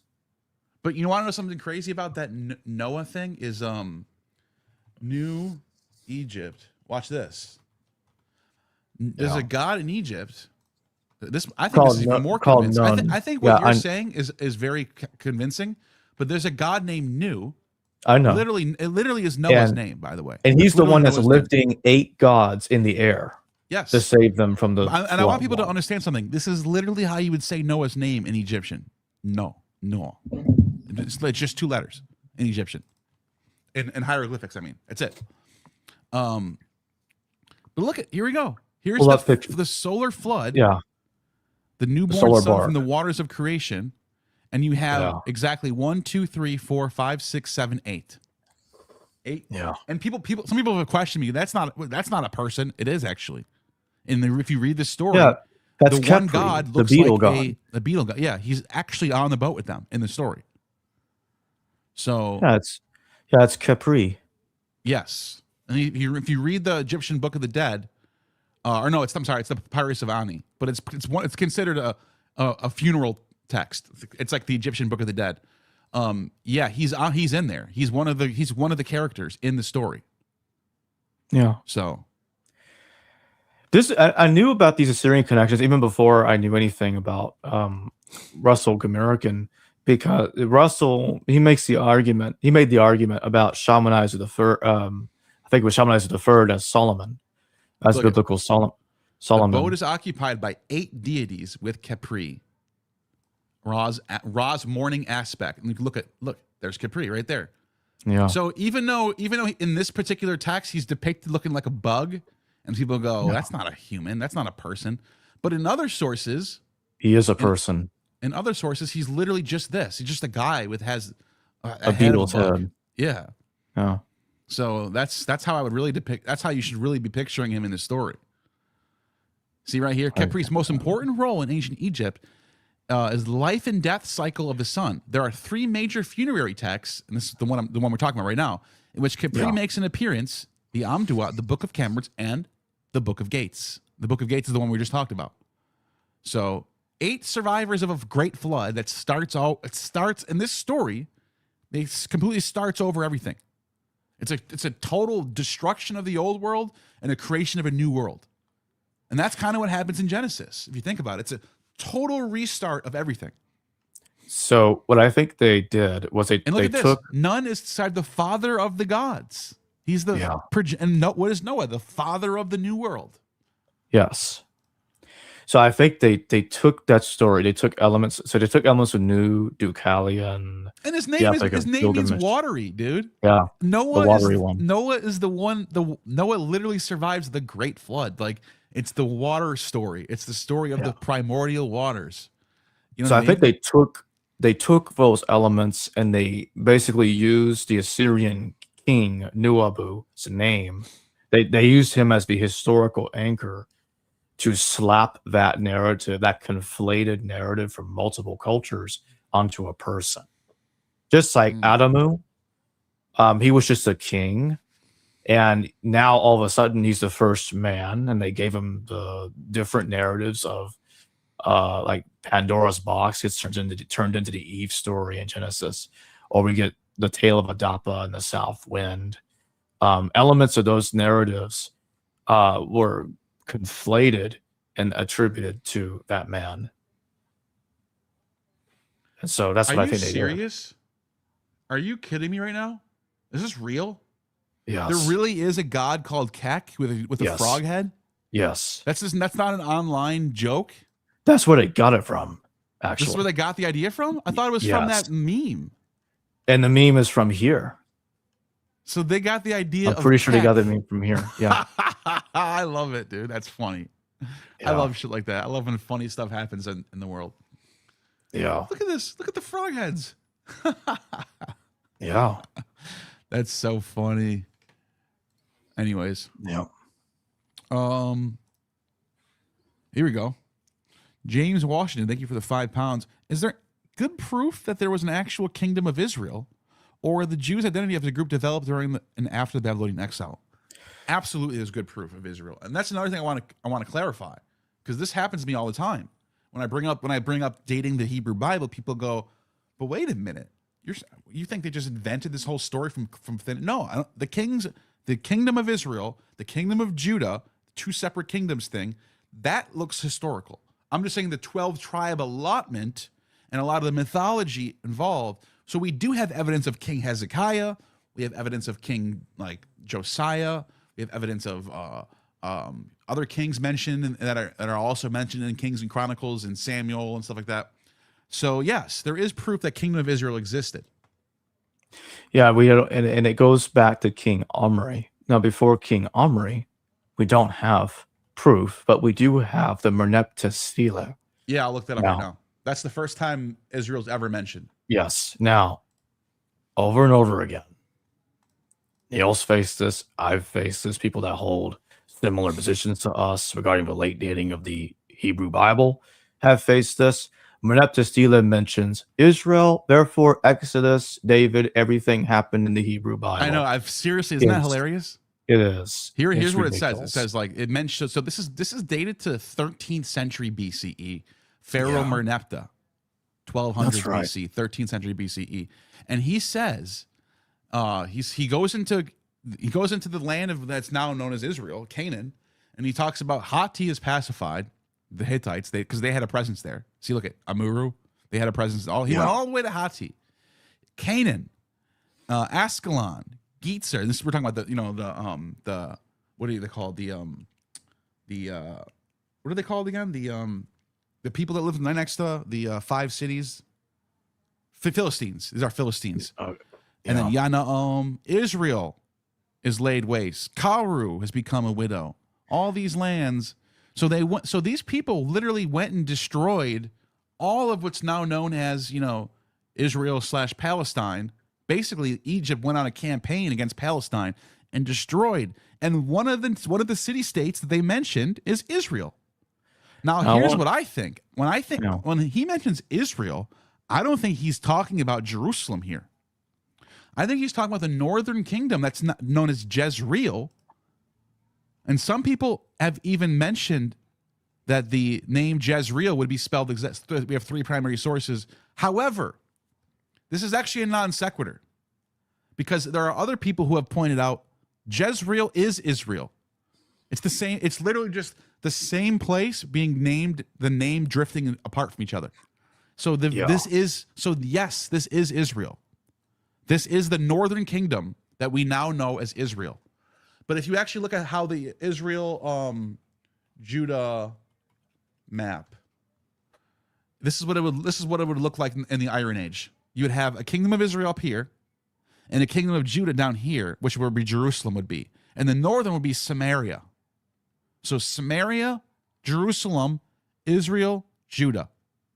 And that is historical. That you can find in the archaeology. So, any thoughts on that? Yeah, the Tanakh doesn't talk about it. And that's an interesting thing. That's around the time period, depending on when somebody wants to place the chronology of the Moses. Sometimes they'll think that's when the conquest of Joshua happened. But instead, what you get is something different. Egypt's conquest or reconquest of Canaan. And to me, I think it's possible that those nations, my suspicion is that those nations were in some kind of alliance. There was some kind of rebellion against Egypt, and we're being told they put it all down. This is a long list of one nation being defeated after another. I think they were probably in alliance. But what's so interesting in what you just said was the kingdom that is unifying these places was not called Israel. Israel was just one subset of these major powers. You have Phoenicia here. It would have been Hatti up here, right? Hatti. And then you would have Israel here. And then you would have Gaza and Ascalon here.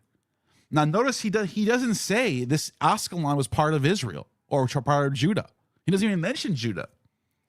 He only mentions Israel as a separate entity. But as you point out, you make a good point there, is when he mentions it, let me share my screen again. When he mentions Israel, he's not saying all of this is Israel. He's just saying Israel is just one little piece of land in the north. And actually, what's even funnier is this place right here, Tejenu, is not even in the Middle East. It's in Africa still. Look, Libya. So he went on some sort of campaign all over the place. It wasn't just particular one country. But yes, you might be, I think you're right. I think there was some sort of alliance against Egypt at the time period.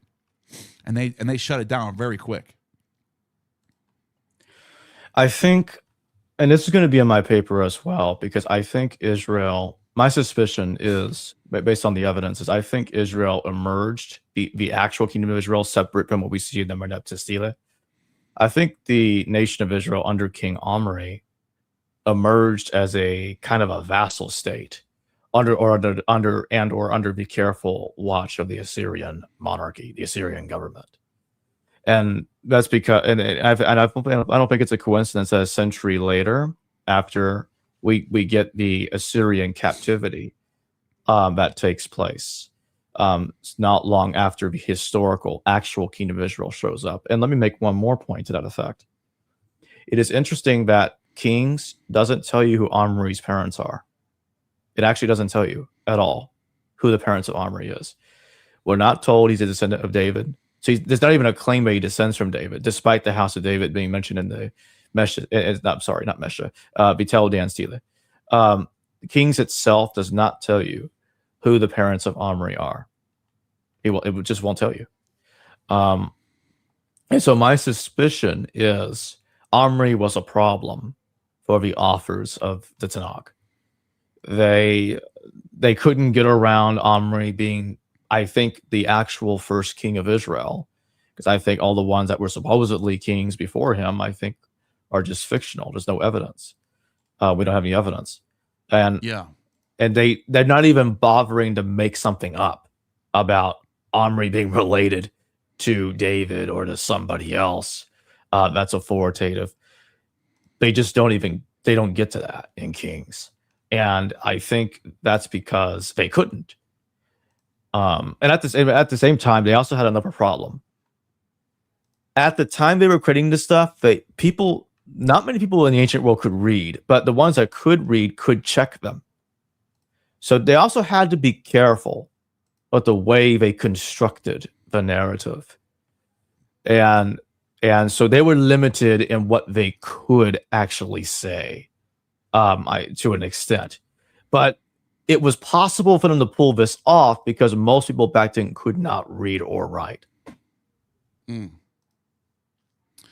Yeah, and not only that, a lot of people say, like, I've heard some people point out to me, what you're talking about is crazy, because how can they just rewrite their whole history and then no one notices this? Like, no one contests this is their history. First of all, we don't even know if people did contest this.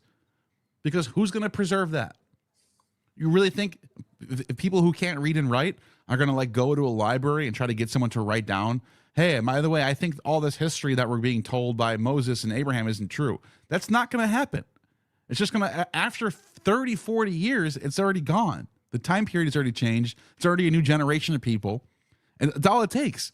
Not only that, they just survived being taken out of their homeland for 70 years, going into Babylon, and then brought back by the Persians.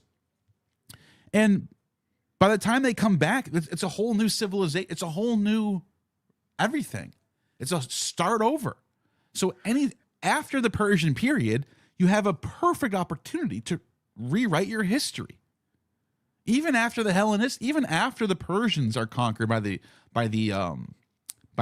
Macedonians, I can see that being a perfect time period, because that's a whole new regime. The whole new world order now has just started, and like half the Middle East has been under warfare for the last 20 years, with Alexander chasing down these Persians and he sacks the Phoenician city-states, the coastlines. He goes into Egypt.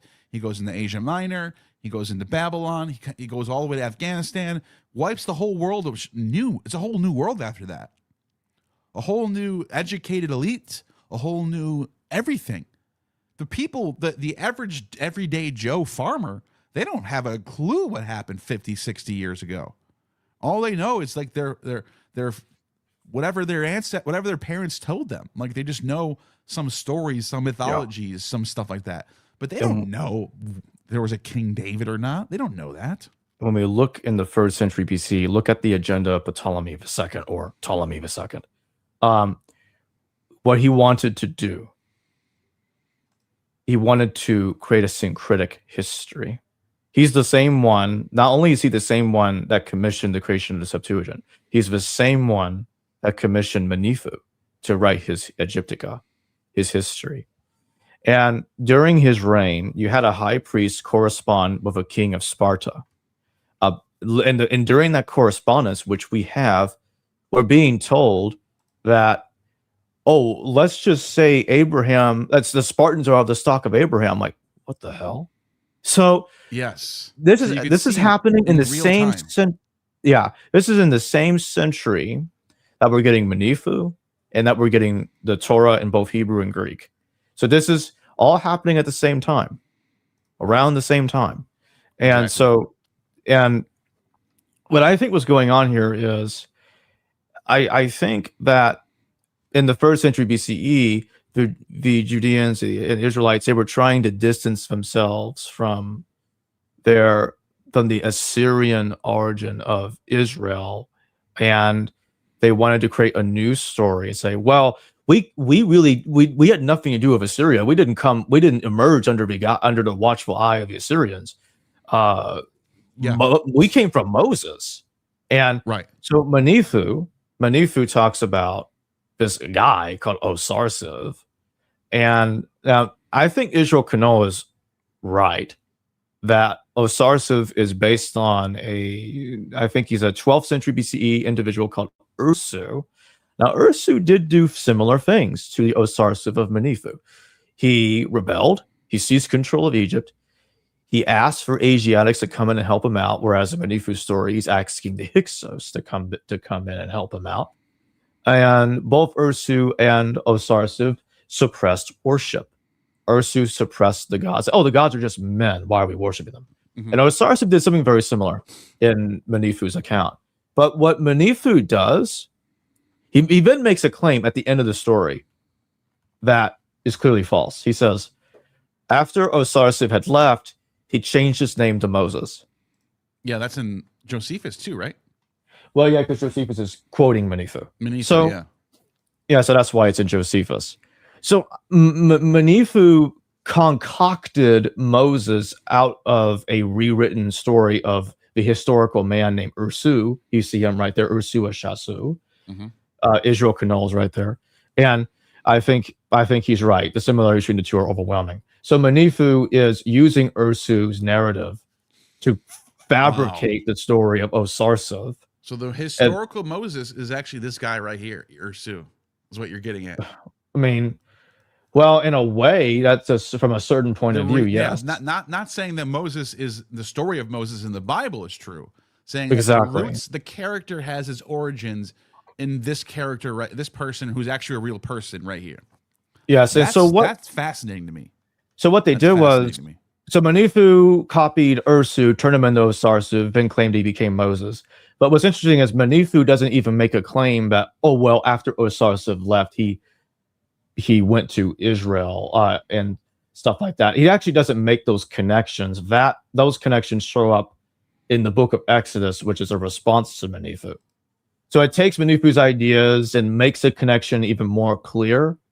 But Manethu is giving the basis, the foundation for the story that they needed.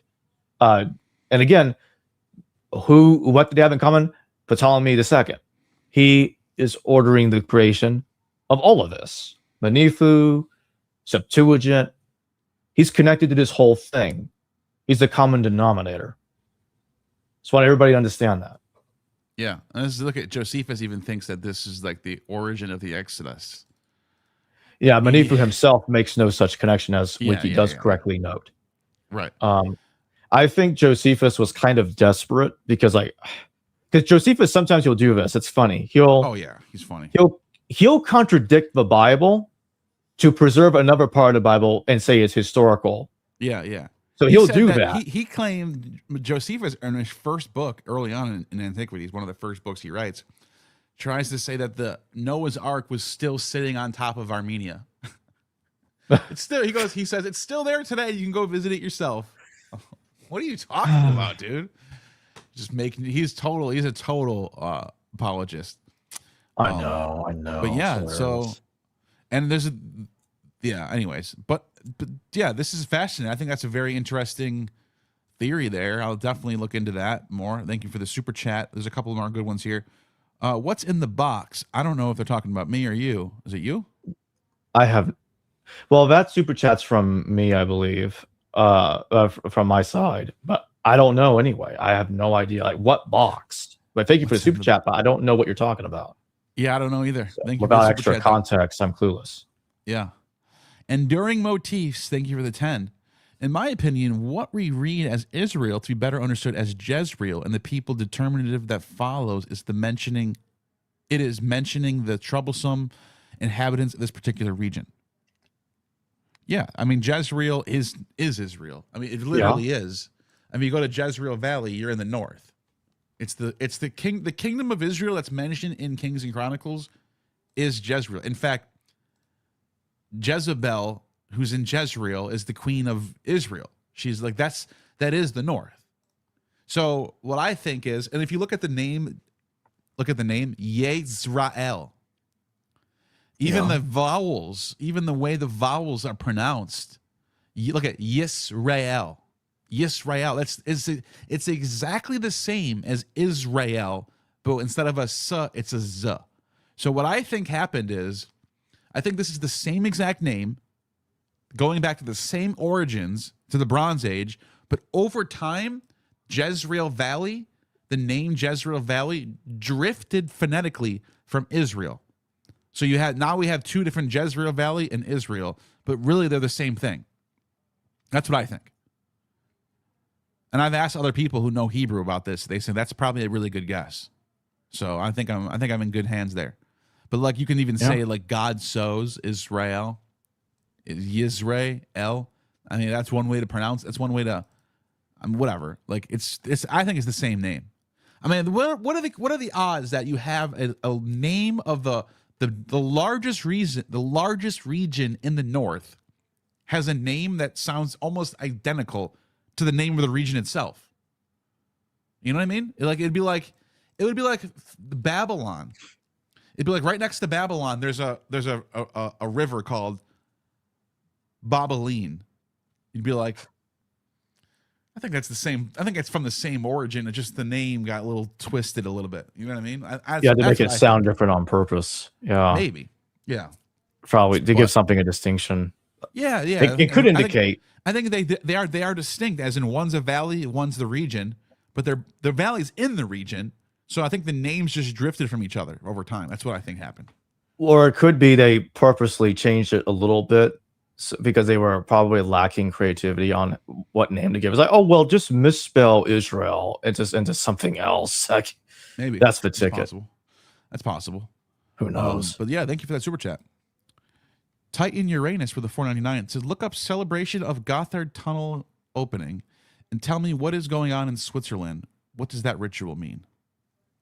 I'll look into that. Thank you for the super chat. Yeah, I don't know about that either. Solera Knight, thank you for the $2. The black box in Mecca, the Kaaba. Oh, they're talking about the Kaaba, huh? Oh, now I've done some research on this. Have you looked into like the Kaaba and its origins in Elagabalus?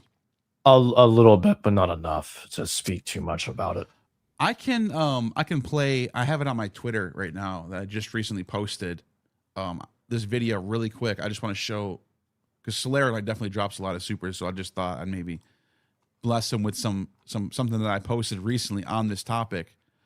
Let me see if I can find it in my recent post.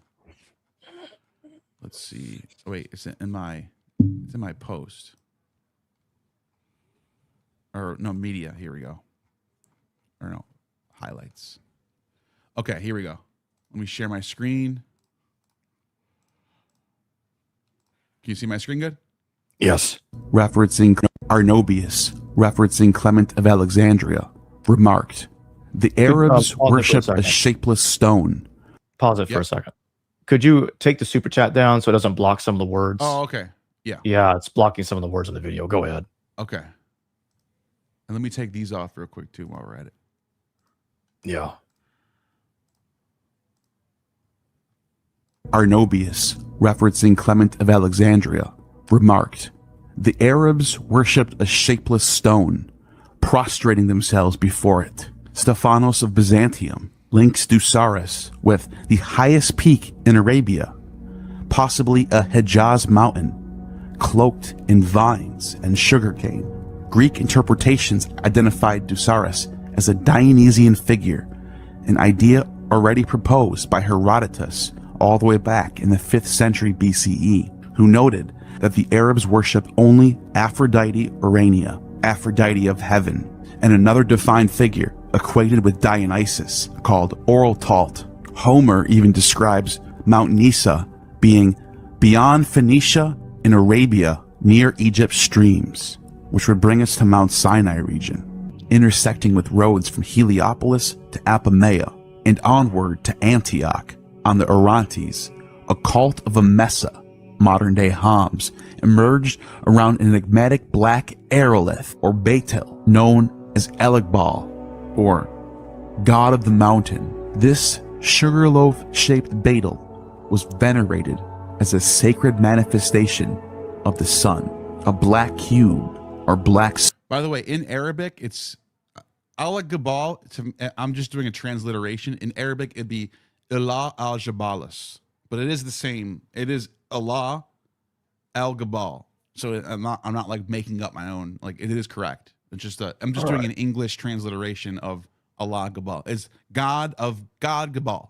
The name is Gabal. God, Allah means God. Stone, similar to the stone in Mecca that represents the god Allah. Interestingly enough, Allah is cognate with El, which is from Allah Gabal as well. Some scholars have pointed out Allah Gabal might be a precursor to Allah of the Arabians, and the black stone at Mecca might not be a coincidence, but might be directly influenced by the cult of El-Iqbal of the Arabians.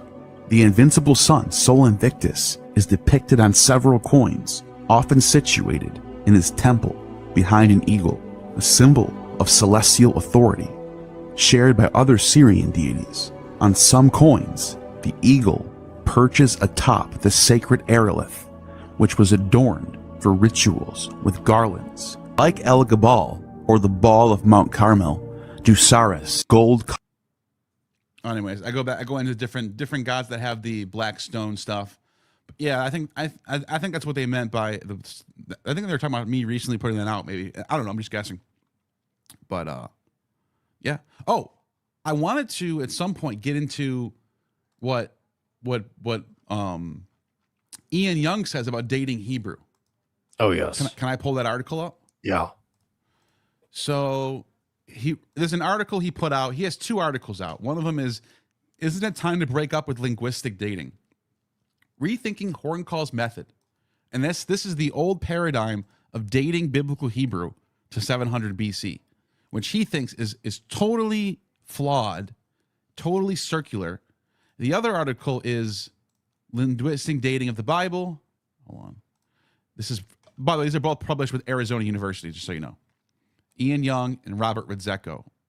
I've had Ian Young on my channel. In fact, if I can, I want to play just the intro of my Ian Young video, just for anyone who hasn't seen this yet, and I want to promote it. Like, you guys got to check this video out. I'm just going to play the intro real quick, if you don't mind. Just give me one second. And then let me just do unmute tab, make it bigger. Okay, now let me share my screen.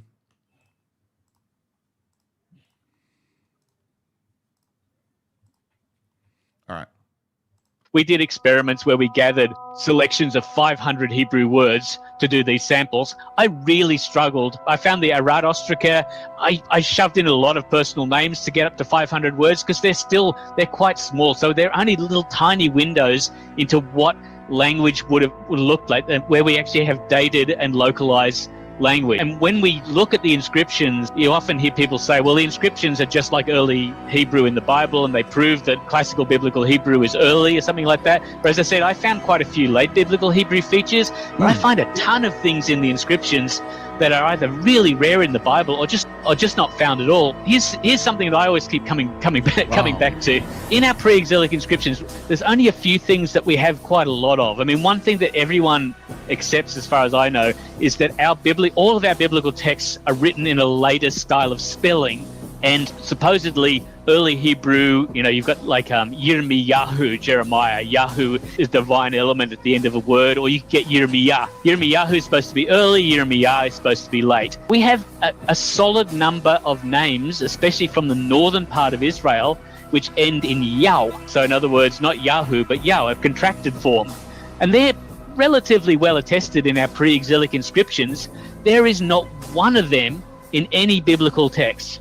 We never ever get a Yao name turning up in a biblical text. Wow. This might all be post-exilic, because the way this name is spelled with Yao at the end, and it's common for pre-exilic times, and then you just don't find that anymore in any of the biblical text. That's kind of like not a really good sign that this is pre-exilic. It makes it look like it's post-exilic.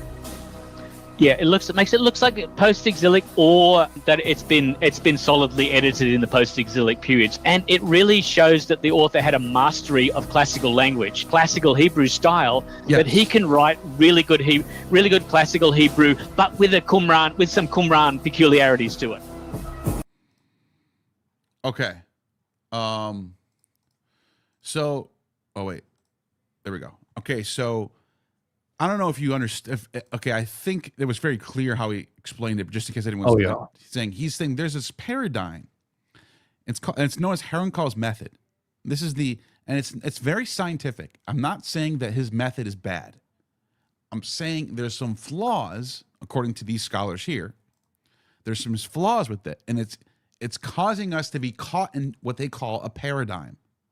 Herrenkohl's paradigm. We're stuck in this paradigm, an older paradigm of trying to date the Bible. And I'm just going to read real quick just what he says in, I think it's the introduction, where he says, Aaron Herrenkohl's diachronic diversity into classical Hebrew may be sparking renewed scholarly engagement over one of the thorniest problems in biblical scholarship, whether we can use the Hebrew Bible's language to establish when different parts of it were written. Herrenkohl's answer is confidently yes. For those of us more skeptical of linguistic dating, the confidence is more revealing than the data itself. Herrenkohl is a major figure.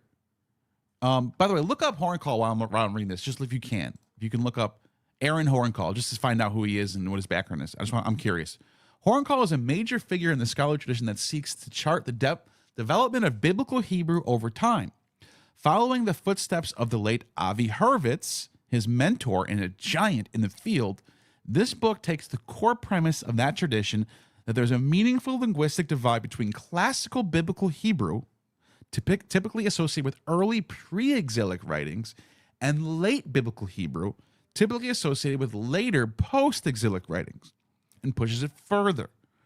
Herrenkohl argues that even with classical biblical Hebrew, he can detect distinctions. Most notably, he claims that the Hebrew of the Pentateuch differs in significant ways from that of early books within the prophets and writings. He thus proposes an internal division within classical biblical Hebrew itself between what he calls pre-monarchic Pentateuchal linguistic tradition and classical Hebrew 1000 to 800 BCE. By the way, I'm already throwing this out. Why? What gives me, an amateur, the right to just throw this out? Because the archaeology says no to this. Error. Here it is right here. I have the book right here. Israel Finkelstein, one of the go-tos when it comes to dating the Hebrew Bible. He says, assembling all the available data for scribal activity in Israel and Judah reveals no evidence of writing. No evidence of writing before approximately 800 BCE.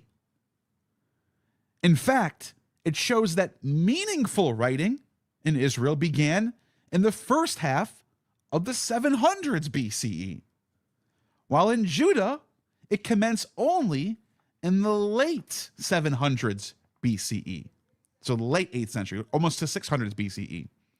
And more so in the 7th century BCE, 600s BCE. Past ideas regarding the date of the compilation of biblical texts were based on the testimony of the Bible and hence fall prey to circular reasoning. Recent archaeological and biblical research has made it clear that no biblical text, let me make myself big for this real quick. This is Israel Finkelstein, The Forgotten Kingdom, peer-reviewed by the SBL itself, Society of Biblical Literature. Recent archaeological and biblical research has made it clear that no biblical text could have been written before 800 BCE in Israel, and about a century later in Judah, which is Jerusalem. This means that the earliest northern texts such as the core of the Jacob cycle in Genesis, were probably put into writing after the first half of the 8th century, during the period, so 700s BC, during the period of the prosperity of Israel. So this is, by the way, he's even saying that this is when it was written. He's saying this is when it's possibly written. He's not saying we have evidence of the Torah in the 700s BCE. Let me make that very clear. He's not saying we know the text was written in the 700s BCE. He's saying that's when it's first possibly written. Before that, it's not even possible. Okay. Just want to make that very clear. Let's go back to what this guy's saying now. Thus, Horncall proposes an internal division between classical Biblical Hebrew itself, between what he calls pre-monarchic Pentateuchal legal tradition, 1,000 to 800. What are we doing? This is why I'm telling you, dating the text doing linguistic dating is flawed, dude. We're fucked. If we think about math, PEMDAS, right? You guys know what PEMDAS is? You know what PEMDAS is, right? Order of operations. Yeah. Here, let me share my screen. I'm gonna go back to this in a second. PEMDAS, order of operations. In mathematics, computer programming, the order of operations is a collection of conventions with arithmetic operations. When you do math, if you don't follow PEMDAS, if you don't follow a correct order of operations, your math will be wrong. Let me give you an example. If I do this problem right here, 1 plus 2 times 3 equals 3 times 3 equals 9, right? 3 times 3 is 9, right? 1 plus 2 times 3 is also 9. But what if I decided to do 3 times 2 plus 1? What if I decided to ignore the parentheses? Let's pretend parentheses is archaeology. What if I decided to ignore the archaeology? You have to do parentheses first. Exactly. You have to do the parentheses first before you can get to 3 times. Whatever this isn't here has to be figured out before you multiply this over here. So why am I bringing that up? Because for this dude to just say, I think classical Biblical Hebrew is 1,800, and then the rest of it's 800. What are you doing? The archaeology already told you you're wrong. So yeah, maybe you can lump in what you want to call pre-monarchic. You probably should change the name by this time. If you want to just call it Class A of writing, and then the other one you want to call it Class B of writing, fine, do it. Be scientific as possible about that. I don't even think his classification is wrong, but the dating is all circular. He's literally saying, oh, I think this text is 800 to 1,000 because they all match Deuteronomy, and Deuteronomy is the oldest. Well, how did you get to Deuteronomy being the oldest to begin with? You just you use that as an axiom. So your math is wrong. So here's what he says about this. On the surface, this sounds precise, perhaps even scientific, but is it justified? While Horncall is upfront about the challenges of textual transmission, the texts are late, edited, and transmitted in ways that muddy linguistic signals. He remains far more optimistic than many about what can still be gleaned. Yet he underestimates how deeply editorial and scribal processes have shaped the linguistic profiles of the biblical writings. This, we believe, is the heart of the issue. There's no doubt that Horncall has done his homework. He walks readers through 12 deep dive linguistic case studies grouped into 2 parts: variant perceptible in the combined Tiberian biblical reading, written tradition, and variation limited to the written component of the Tiberian biblical tradition, to build his case for a diachronic variation or change in language through time within classical biblical Hebrew. He has assembled a fascinating collection of distribution patterns, yet even as he acknowledges the fragmentary, ambiguous, and multivalent nature of the data, he remains optimistic that these patterns tell us something about when the books were written. Unfortunately, many readers will miss how highly selective such studies can be. Scholarship in Horncall's paradigm often highlights evidence that fits the preconceived model, while sidelining anomalies and counterexamples. This book is no exception. So he goes on and on to just slaughter. This is a really long, no, it's not that long, actually. It's very short. He goes on and on to slaughter. And he says, and I'm just going to, I'll link this I'll put the link in the description. It's in my video here, I'm going to do this. I'll put a link in here right now. You guys can check that out. But he says, in the end, Horncall's work represents a well-argued example of an older paradigm trying to survive in a new era. His case studies are meticulously done and worthy of attention, but until we fully reckon the compositional and textual realities of the Hebrew Bible, linguistic dating will remain at best a hopeful guess, and at worst, a circular exercise in self-confirmation. It's circular. Our starting point is where we're flawed at. They don't have a good starting point. So, and this is why my video on Dan McClellan, when he's sitting there telling Danny Jones to his face that there are parts of the Bible that go back to 1000 BCE. What are we doing? Where'd you get that idea from? I don't know any critical scholars who are saying that anymore. Any good ones, at least. So it's like, dude, and this is serious to me. Why? Because this is the roots of all the Abrahamic religions. The roots of it all. You guys can go on the problem of evil and Yahweh's mean and he murdered people all you want. And you guys can have debates about slavery in the Bible. Oh my God. You guys are just picking off leaves of the tree. The roots of the tree is, when does this text come about? Who wrote this text? When was it written and for who? Because when we can figure that out, we can rip the whole tree out by its roots. Yeah. Because if the Bible didn't exist, if the Bible doesn't even exist before 400 BCE, and there's no Moses, and there's no Abraham, and there's no Adam, and there's no Jacob, and there's no 12 tribes, and this is all fabricated history, the whole thing ends. There is no point for Christianity to exist anymore. There's no point for Islam to exist anymore. Exactly. Because they're all based on a false premise. The foundation is false. So, anyways, who is Horncall again? I had his information up a second ago. So he's a professor at the University of Jerusalem. Actually, he got his PhD from the University of Jerusalem. Mm-hmm. He's, to correct myself, he actually is a professor at Hebrew Faculty of Asian and Middle Eastern Studies at the University of Cambridge. Mm-hmm. That's where he's at right now, I believe.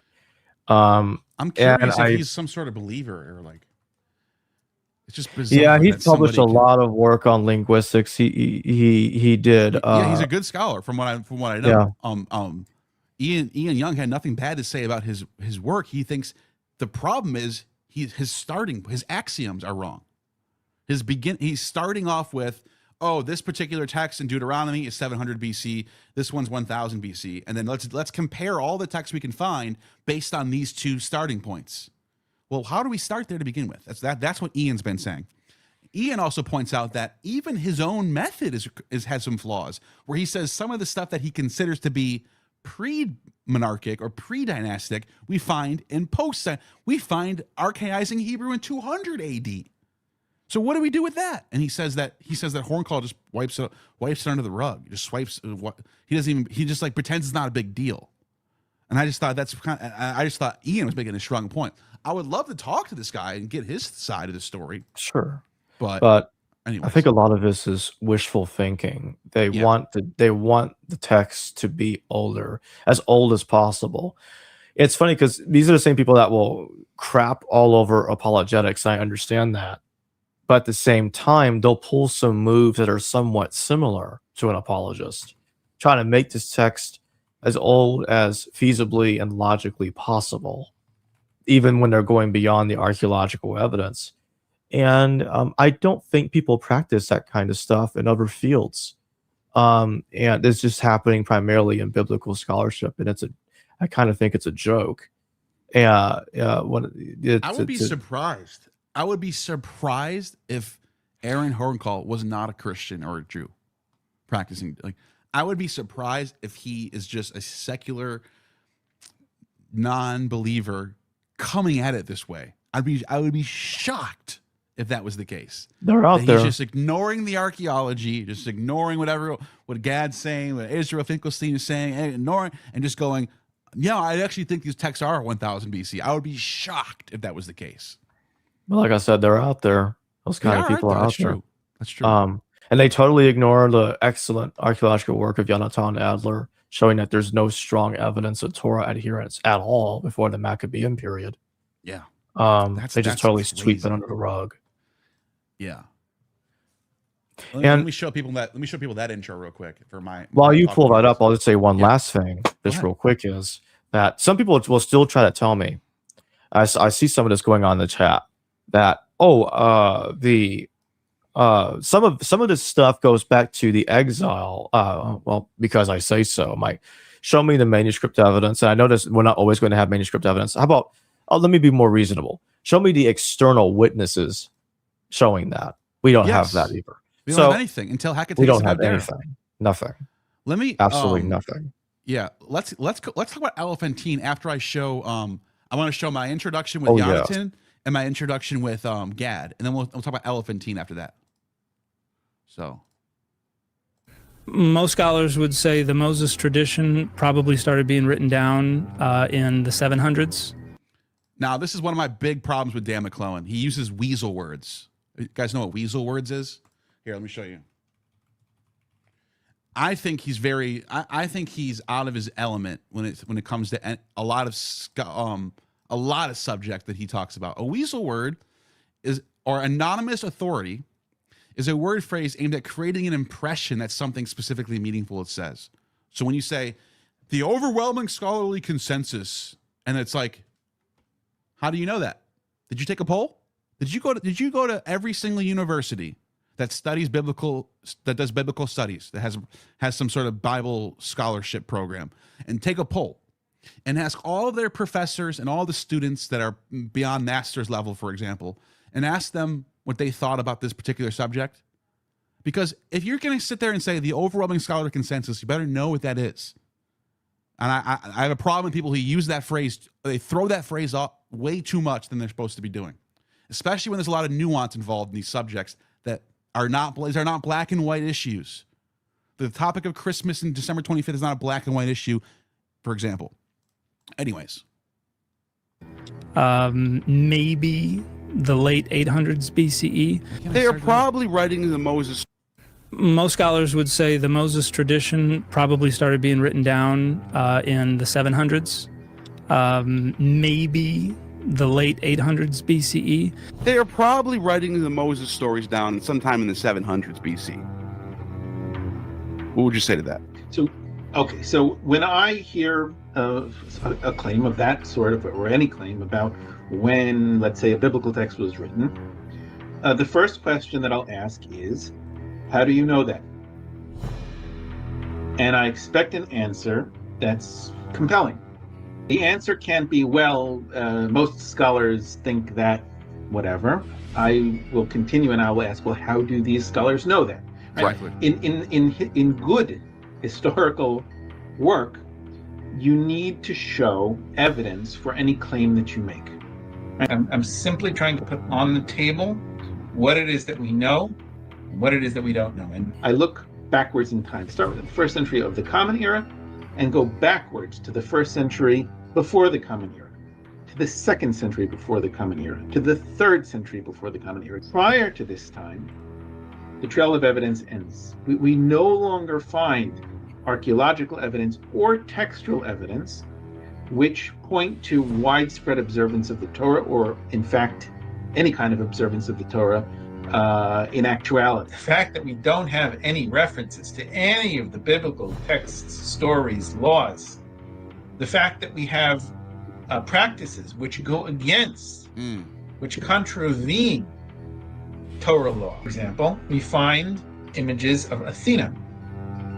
Now, these are copies of Greek coins. We find them being minted in Judea with the term, the name Yehud, Yud Hey Daled, the name of the Judean province. I find in my discussions with scholars, oftentimes people they don't get what I'm doing, right? To me, it seems so obvious, but it's not clear to them that this is a question that we can look into and investigate and think about, and what are ordinary people doing? To me, it's the simplest question of all. The earliest evidence that we have for the Torah being observed is from the middle of the 2nd century before the Common Era. Okay. All right. So it's just the two sides of this is so wild. One of them is just throwing out, maybe most scholars say, I don't know, it makes sense to me. And the other one's going, Right. Here's the evidence. And it feels like sometimes I'm in the twilight zone. When you see one side get waved off as fringe, and most scholars don't agree with that. But when that side is the one doing the evidence and doing the methodology and being rigorous, and the other side is just going, it's what we've always said. So people have always believed this. So why can't it be? Why can't it be true? Why not? I mean, it's weird, isn't it? Isn't it strange? Yeah, it's sheer collectivism. Okay, well, an argument from authority massively, because they teach you in college that argument from authority, argument from majority, it's not an argument. Those are fallacies. Those are not arguments. They're not valid arguments. Yeah. Before I go to Gad's clip, and then we're going to talk about Elephantine just to close out. Here's a super chat from S. Mill. In ancient Egypt, Osiris would be closer to Usir or Asar. Do you think there could be a relationship between him and Manetho's Osiris-Seth? Well, of course, because Manetho literally made out Osiris to be a priest of Osiris. Yeah, that's the point. That's why he changed Ursur into Ursu. Sorry, Ursu. Yeah, it's the same vowel system in the Egyptian. It's the same vowel system. But I don't think there actually is evidence that Ursu was a worshiper at one time of Osiris. That's a Manethan embellishment of the character. But Osiris too. Could just be his name. Yeah, sure. But Osiris, but he's much more specific about him being an Osiris worshiper and makes his name sound like Osiris more so on purpose to make that connection stick. Yeah, I like that. Yeah. Interesting. And the last one for now, James Washington, thank you for the 10. So thank you. So there was a supposed kingdom of Israel in 1200 BCE, even though that inscription doesn't specify that it's an area named or state, but nothing important archaeological is being found until Alexander's time. We don't know if it's a kingdom of Israel. We don't know what it is. We know that there's a place being sacked known as Israel. It could be a city-state. It could be a village. I mean, we don't know much about it at that period. But we do know by the time, this is why I recommend Israel Finkelstein's work. You know, by the time we get to like 900 BC, right around that time period, is when you start to see an actual kingdom. An actual, what you would call, not a major kingdom.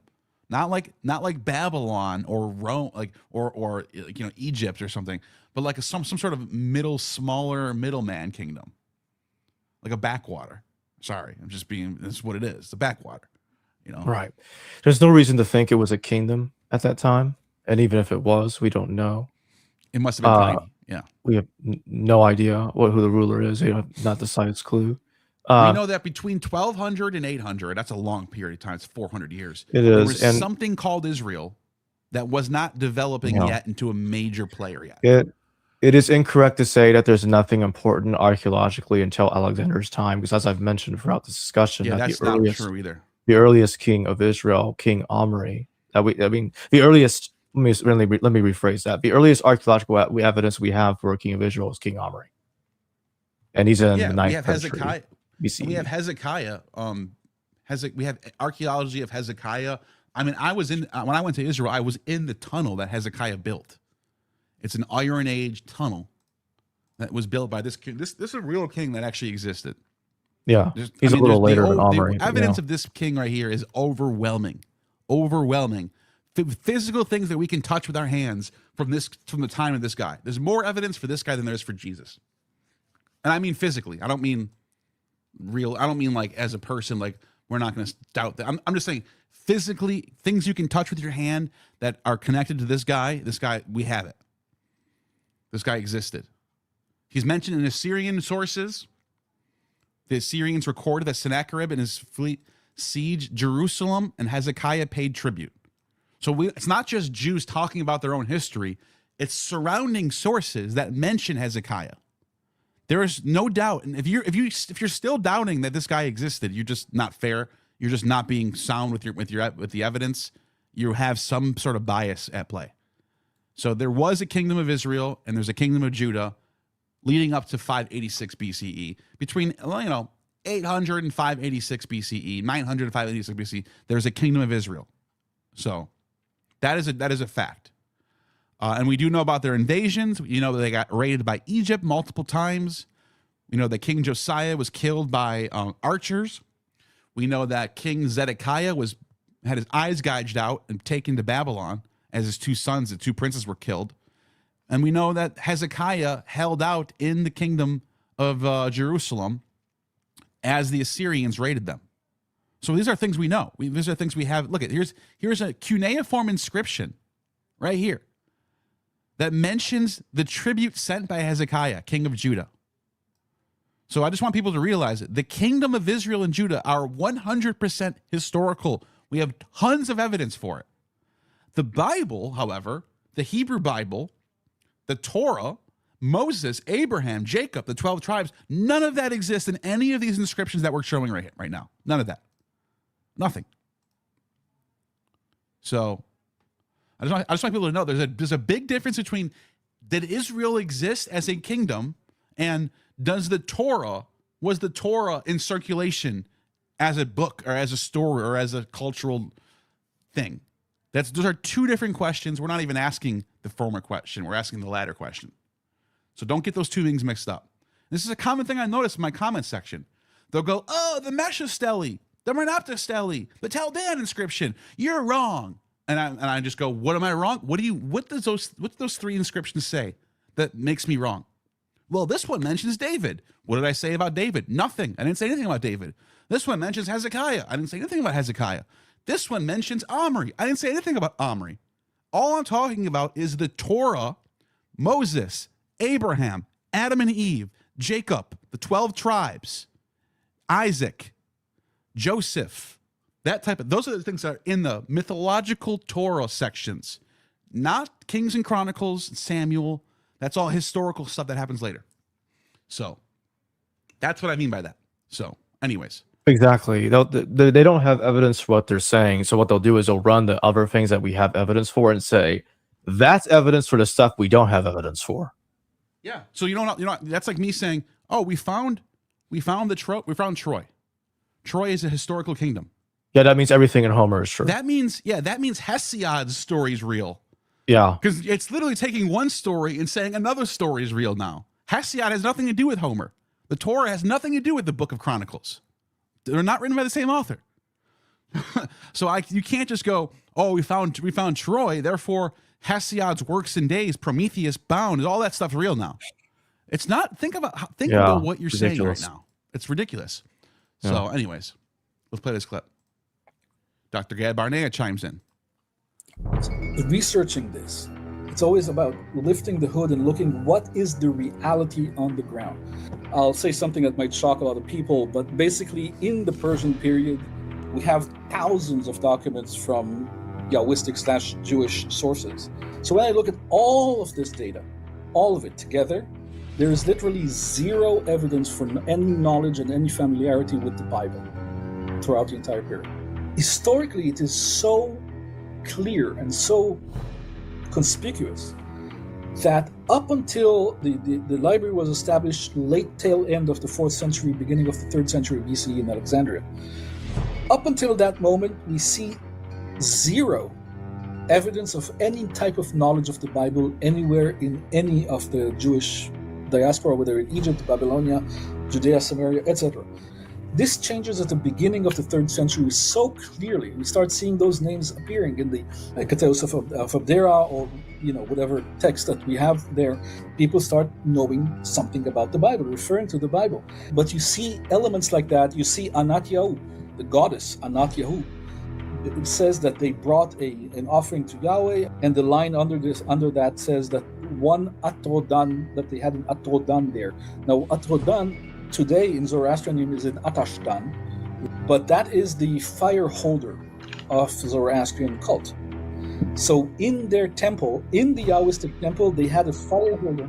Is that an Avestan term that you just used? Yeah, it's an Avestan term. That's not a Semitic thing. That's an Avestan thing. Absolutely, absolutely. Wow. Major people who were called Magush, and one of them was Moses.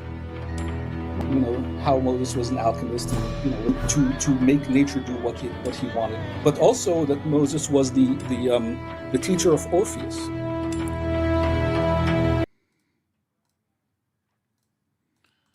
Okay, now the last thing I want to get into is elephantine, because this is kind of like you and I are we can deduce a lot of things from the evidence, and one thing we can deduce is the lack of any citations of the Bible, the known redactions and interpolations and even forgeries of biblical texts in later times. And we can go the lack of evidence for the Exodus, the lack of evidence for Abraham. And then we can sort of come up with a hypothesis from that deduction and say, my hypothesis is the Bible did not even exist yet before, I don't know, let's not even go that far back. Let's go 400. 400. Keep it nice and simple. The Bible did not exist before 400. I'm giving you a whole 100 years before it starts showing up in the evidence. Because the first time we find it in the evidence doesn't mean that's the first time it existed. It just means it's the first time it's in the evidence.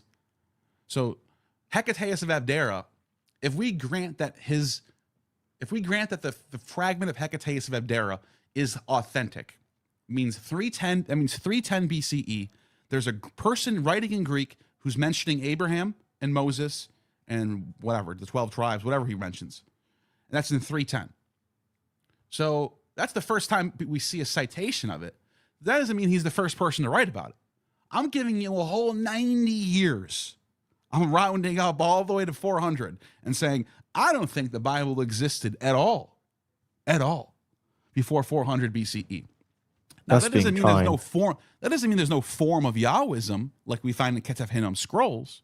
That doesn't mean that characters from the Bible, for example, the Balaam inscription. Let me show this real quick. Balaam inscription right here. Balaam inscription. What is it called again? Oh, Dear Allah inscription. Okay, that doesn't mean that the deer. For example, Balaam is mentioned in the Book of Numbers. Here's the Dear Allah inscription, dated to 825. And it's written in a really weird dialect. It's not Hebrew. It's some sort of Canaanite inscription. And it just happens to mention this character, Balaam, son of Beor. But here's the problem with this. What else does it mention? Well, it doesn't mention Yahweh. It mentions El, Shaddai, Shamash. It mentions Ishtar. It mentions Shagar. It mentions it's a whole pantheon. And it does mention Elohim. So there's some sort of pagan Yahweh, not even Yahwism, some sort of pagan Canaanite religion going on here with this character who's fine. Now, the point I'm making is I'm not saying that there's no cultural aspects of Judaism that existed before 400. I'm not saying it just came out of completely ex nihilo. They invented this whole thing. No, I'm not saying that. I'm saying that the Torah, as a compilation of books, of law codes, and stories about Moses, Abraham, whatnot, did not exist before 400. That's all I'm saying. Now, so we have deduction, we have a hypothesis. What's next in the scientific method? Testing. How do we test this? What do you think? Look at our Jewish literature from the first millennium BCE to see if there's attestation. Great. Now, what would be a better way to test this to make sure that our parameters are closed off in a way where our test subject cannot be manipulated in any way? Well, there's that might be a tough question for some people in the audience right now going, that's a good question. How could we close off this study, do a closed testing, that there's no way of any outside influencing at all? The answer, there's only one question, there's only one answer right now in the archaeology. It's Elephantine. What, do you think you want to guess why I would say Elephantine? You don't have to. Because there's Jewish texts there from 500 to 400 BCE, and they never talk about the Torah. Right, but the reason why it's closed and not open is because it's a time capsule. Yes. For example, so every year there's probably some city somewhere, some time capsule city. What is it called? Here, this is a time. Let me show you what a time capsule is. Let me just show people what I'm talking about here. Yeah. A time capsule is a historic cache of goods and information, usually intended as a deliberate method of communication with future people to help future archaeologists, anthropologists, or historians. The preservation of holy relics dates back to millennia. Early examples. In Poland, a time capsule dating to 1726 had been found. Around 1761, some dated artifacts were placed inside a hollow copper grasshopper weather vane, itself dating to 1742. A time capsule of 1776 was discovered in a religious statue, blah, blah, blah, blah, blah. The point is, when we dig up these time capsules, you will not find anything that dates to after 1761 or 1742 or 1777. So it gives researchers, archaeologists, anthropologists, historians, it gives researchers the perfect test case to go and look at this thing and say, now we have no influence from the future. We have nothing from 300 after, nothing from the Maccabeans couldn't go and slip in some relic into Elephantine and bury it somehow. They're not doing that. So this is a perfect time capsule. Elephantine, if anyone doesn't know, if you watch my channel, you know exactly what it is. Elephantine is a city that Jews fled to in 586 BCE. So let me just pull up 586 BCE, Jerusalem. So here's what happened in 587 BCE. The siege of Jerusalem, 587. Jerusalem was besieged between 589 and 587, making the final phase of Judas' revolt about Babylon, blah, blah, blah, blah, blah. Lasted about 30 months. The point I'm making is, right at this time, there was, I don't know how many, millions or hundreds of thousands of Jews taken captive. And they were brought to Babylon. They were brought to Babylon by the Babylonians, right? But guess what? Elephantine. But guess what? If you watch my channel, you'll know this. During that same year, thousands and thousands of Jews, tens of thousands, I think, fled under like tunnels and stuff. There was like underground tunnels and different passageways of escaping Jerusalem to get to the coast. And by the time they get to Gaza, they had a clear path down the road that led to Egypt. So they fled to the west and then south. So instead of getting taken captive and going to Babylon, these Judeans fled all the way down to Egypt. And when they got to Egypt, the king of Egypt at the time, I forgot the name of the king, Egyptian Pharaoh. This is a good question, actually. 587 BC. So Pharaoh Apries, who was Pharaoh between 589 to 570, apparently, I guess his name is Hopra or Hafra, and let me just share the screen real quick. So these Judeans, they're fleeing the wrath of the Babylonians, and apparently this guy's mentioned in Jeremiah too. But anyways, the point is, this guy, the Judeans, they flee down there, and this guy says, "All right, I'll let you guys take refuge here, but you guys are going to have to go all the way down to the city or island, I should say. It's an island. Where'd it go? He says you guys are going to have to go all the way down to the island of Elephantine, which is all the way down here. And the reason why he wanted them to go down there is because that was the border that needed to be defended from the south. So he's basically saying, like, you guys are going to have to go and defend the border from the south. If you guys do that, I'll let you stay here. And you guys will be taken care of. So they do that.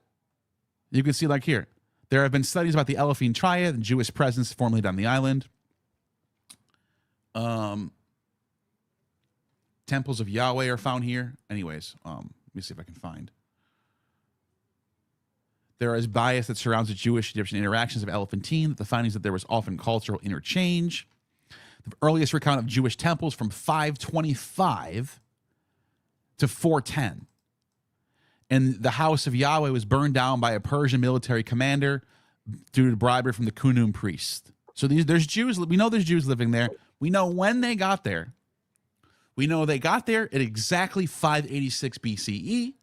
And we know that they left right around 400. That's when the temple of Yahweh is destroyed in 410, and they just give up. They just go, let's go back to Jerusalem. They go back in 400. So they're there for about 186 years, give or take. Not let's close to 2 centuries.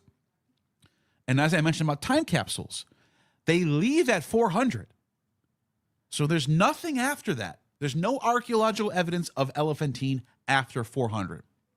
The last thing we find is the so-called papyrus letter. It dates around 410. And it's, sure enough, the papyrus letter. Oh, I'm sorry. What is it called? The Passover letter. Yeah. I said, what am I talking about? So the Passover letter, and I'm going to get back to what I'm saying in a second, is this little piece of paper right here, dated to 419. This is one of the last things we know about in the evidence, and it's them being told for the first time about how to do a Passover. Some scholars don't even think it's the biblical Passover. It's a different one. I don't know what to do with that. The point is, they do not know what Passover is before 419 BCE. So like I said, I gave you the date before 400. This is the closest thing we have to a mention of anything in the Bible in 419 BCE. Before 419 BCE, they make no mention of Abraham, of Noah, or Jacob, or Joseph, or the 12 tribes, or Noah, or Adam and Eve, or anything from the Torah at all. They don't mention anything. And this is the funny thing. They worship Yahweh. How can you be a worshiper of Yahweh and not know who Moses is?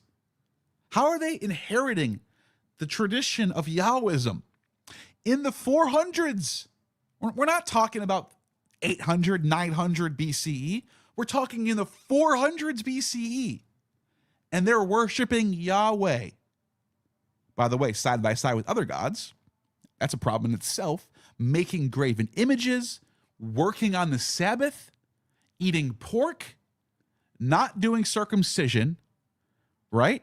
All this stuff we have evidence of in the Elephantine. But they worship Yahweh. They don't mention anything about Jacob or Joseph or the 12 tribes or anything. This is a time capsule, guys. This is a time capsule.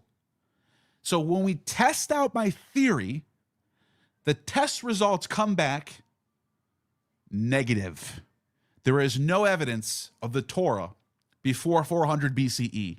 Zero. Counter evidence, positive. 100%. So I'm talking about pork consumption, worshiping Yahweh with side by side with other gods, making graven images, working on the Sabbath. All that stuff, there's evidence of. Torah, Moses, Abraham, Jacob, 12 tribes, Joseph, zero evidence of. And like I said, I cannot stress how important Elephantine is to being scientific in the historical method, because it's a perfect time capsule to test. That's it. That's my spiel about Elephantine. Here's what's worse about that. I mentioned the Seder Olam Rabbah earlier. It is a 2nd century CE text. And it doesn't just date the construction of the first temple later. And to be fair, it also claims that the destruction of the first temple also happens later, which I don't believe that. But in any case, I think what's going on is the Seder Olam Rabbah, in a kind of a confused way, is trying to tell us that the first and second temples were built a little later than we're being told. And if you look at the Elephantine Papyri, there's no knowledge that there's a second temple in operation in Jerusalem. Instead, what you have is there's a letter after the temple, the temple of Yahweh in Elephantine was destroyed by the priests of Canum, which happened around 410, yeah, BCE. What you have is they send out a letter. This is sent out around 407 BCE, I believe, to the high priest Jerusalem, requesting the construction of a new temple. And that's the only time, to my knowledge, that there's a mention of building a temple being requested in the letters, in the Elephantine Papyri. But there's a second temple in operation in Jerusalem is never discussed. Yeah, and what's even crazier about that is because the Bible is very clear. There's only one house with one Yahweh. Yeah. But then we look at history and archaeology and we find, wait a minute, there's two Yahweh houses. It's even worse than that. The Sumerians have a temple on Mount Gerizim. That's 3 houses of Yahweh. What is there? 3 Ark of the Covenants? Is there 3 tabernacles? Is there 3 Holy of Holies? Is there 3 what is it, the smoke? You know, the smoke of Yahweh, that his presence is there. Was there 3 Yahwehs? Is there a Trinity? Well, it's even worse than that. Because guess what? In 170, King Onias, the anointed who got cut down, his son, according to Josephus, fled to Libya and sets up a 4th temple of Yahweh. There's 4 temples of Yahweh. And guess how long that one lasts till? 73 AD. It outlasts, it literally survives longer than the temple of the Jerusalem temple, the famous 70 AD. Because what happened was, after Vespasian and his son were successfully subdued Judea, he was told, what about the other temple? There's a bunch of Yahwists in Libya. They're not really causing any problems. They're actually on our side. They're actually supporting us. They're actually sending us taxes right now. What should we do? He said, fuck it, shut it down. I don't want any more Yahwists anymore. So in 73, the same year Masada falls, they shut down the temple of Yahweh in Masada. And I was actually supposed to talk to Ged Renee about this temple. The temple of I forgot the temple of what the name of the city, I can't think of it. Leontopolis, yeah. Yeah. It's the same one the Odes of Solomon is talking about. It was written around that time, 70-73 CE. Yeah, exactly. So this one right here, Leontopolis, or Tel Yehudia, the Jewish Tel, this is the city. This is like a province, or it's in Egypt. I don't know why I said Libya. It's in Egypt. But anyways, the land of Onias, who built a Jewish temple to rival the Maccabean hierarchy in Jerusalem. Some say, from what I've heard, that they were way more Hellenistic. They were like proto-Christians, which is very, very fascinating if that's true. By the way, Josephus says they don't have a menorah. Instead of a menorah, they have single candles, which is what you would find in Orthodox churches. Instead of having the menorah, they had the candles. So it's almost like, is this like some sort of proto-Christian system going on where, and think about it, they're anti-temple, even though they have a temple, they're anti-Jerusalem temple, obviously, because they're competing with Jerusalem. So when they get shut down in 73 AD, what happens right at that time? The Gospels get written, Christianity rises right at the same exact time as this temple gets destroyed. So I'm just saying, the 70s is a weird time. It's a weird shift in Judaism happens in that time period. I wouldn't be surprised if these people in Egypt kind of cross themselves over into Christian world. Like there's an active community of Judeans worshiping Yahweh in Egypt, right around the same time Christianity blows up in Egypt, right? Whereas, I mean, the first Christians are all in Alexandria and Syria and Antioch, Syria. I wouldn't be surprised if these are the first converts to Christianity, maybe. You know? Right. The point that I'm making earlier is, because there's some people in chat screaming that I'm wrong, because I don't how even can pay there attention be to those people. right? How can there be? Well, I want to say something anyway. How can there be high priests without a second temple? I'm like, well, here's the problem that I'm trying to point out. Okay, the fact is, we're not told that there was a second temple in the Elephantine Papyri. And why are they asking them? Why are they sending out a letter asking them to build a new one? And if I remember correctly, it's not even specifying to rebuild, that it has to be rebuilt in the exact same location. And I could see a problem here. This is another point I wanted to bring up anyway. It would lead up to this next point.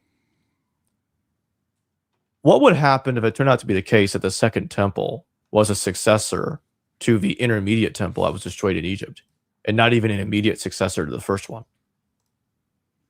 And so they would want to override that. You know what I'm saying? They would want to, like, no, that's embarrassing. We can't have a middleman temple built somewhere else. Now, I could see why they did that. You build the temple somewhere else because, we lost our temple in Israel, and we've lost our temple in Judea. Let's move this thing somewhere else so it doesn't get destroyed again. And so I could see that being a possibility. So you think you think they only had the temple in Elephantine until you think the second temple, quote unquote, was built after 400? I think it's a possibility because there's no explicit mention in the Elephantine Papyri that the second temple is in operation. Mm-hmm. I just think that's really strange. It kind of looks that way in a way. And so I think we need to, maybe entertain the possibility that there was a high priest down there absent of a temple. Yeah. Because I mean when it comes to like the prophets of like Nehemiah and and Zechariah, they are talking about like a new inauguration of a temple happening right around the time of Cyrus. Could they be making this story up? Possibly. I mean, there's no evidence for Zerubbabel. Nothing. Zerubbabel? Yeah, just the textual evidence. That's all we have. Yeah, and his name is suspicious. What is the way seated in Babylon? Yeah, that's a weird name. Yeah, I think you're yeah, right. just like David the Beloved. Yeah, it has the same kind of problem. Specific. It sounds like he's a guy seated in Babylon who comes back from the east, the star from the east. No, I agree, and it even looks like Zoroaster in a little way, like Zorro. Babylon. Yeah, that did kind of occur right around to me. the time where you find Zoroastrian influence. Yeah, that is strange. Yeah, I don't know, but that could be this could be some mythology added into the story. But I wouldn't be closed off to the idea that they started a temple project immediately when they came back. I wouldn't be closed off to that. Yeah, and Seder Olam Rabbah delays the construction of the second temple by a century, around the same time period that a little after that correspondence in Elephantine. Right. That's possible. Yeah. I mean, but then you got to think, like, why do they care what's going on in Elephantine if they live in Jerusalem? You know what I mean? That's another question. Well, I think they kind of had to care because they were being sent the letter from Elephantine to them, and I think the other problem is, you don't want to, if it's true that they built the second temple later, they're not going to admit that okay, well, the actual second one was in Egypt. They're going to have an intermediate temple. They're going to want to override it and say, oh, that wasn't the real second temple. We are the real second temple. And so what they say is, our second temple was built around the time they built it in Egypt. Yeah. And to get that set up, you'd have to backdate it to the time that the second temple is dated to in conventional chronology. Yeah. Doc Paroma Not, thank you for the 5, says Elephantine Jews asked Jerusalem for permission to rebuild their temple to Yahweh, which directly contradicts Deuteronomy's verse sanctuary law. Yes. That's true. And it's such a big, I don't think people realize how big of a deal Elephantine's existence is. It Before throws you a whole continue on wrong that, in the whole chronology of I need to Judaism. correct myself on one error. Yeah. They did actually ask for their temple to be rebuilt. So I phrased that wrong earlier. I thought you said But that. I think they That's not what you said? ignored. Yeah, I think they ignored their what happened to your light. Oh, go ahead, just keep talking. I think I'm not definitive on this. I'm not definitive on this, by the way. I'm just throwing a possibility out there when I'm talking about this. That's all.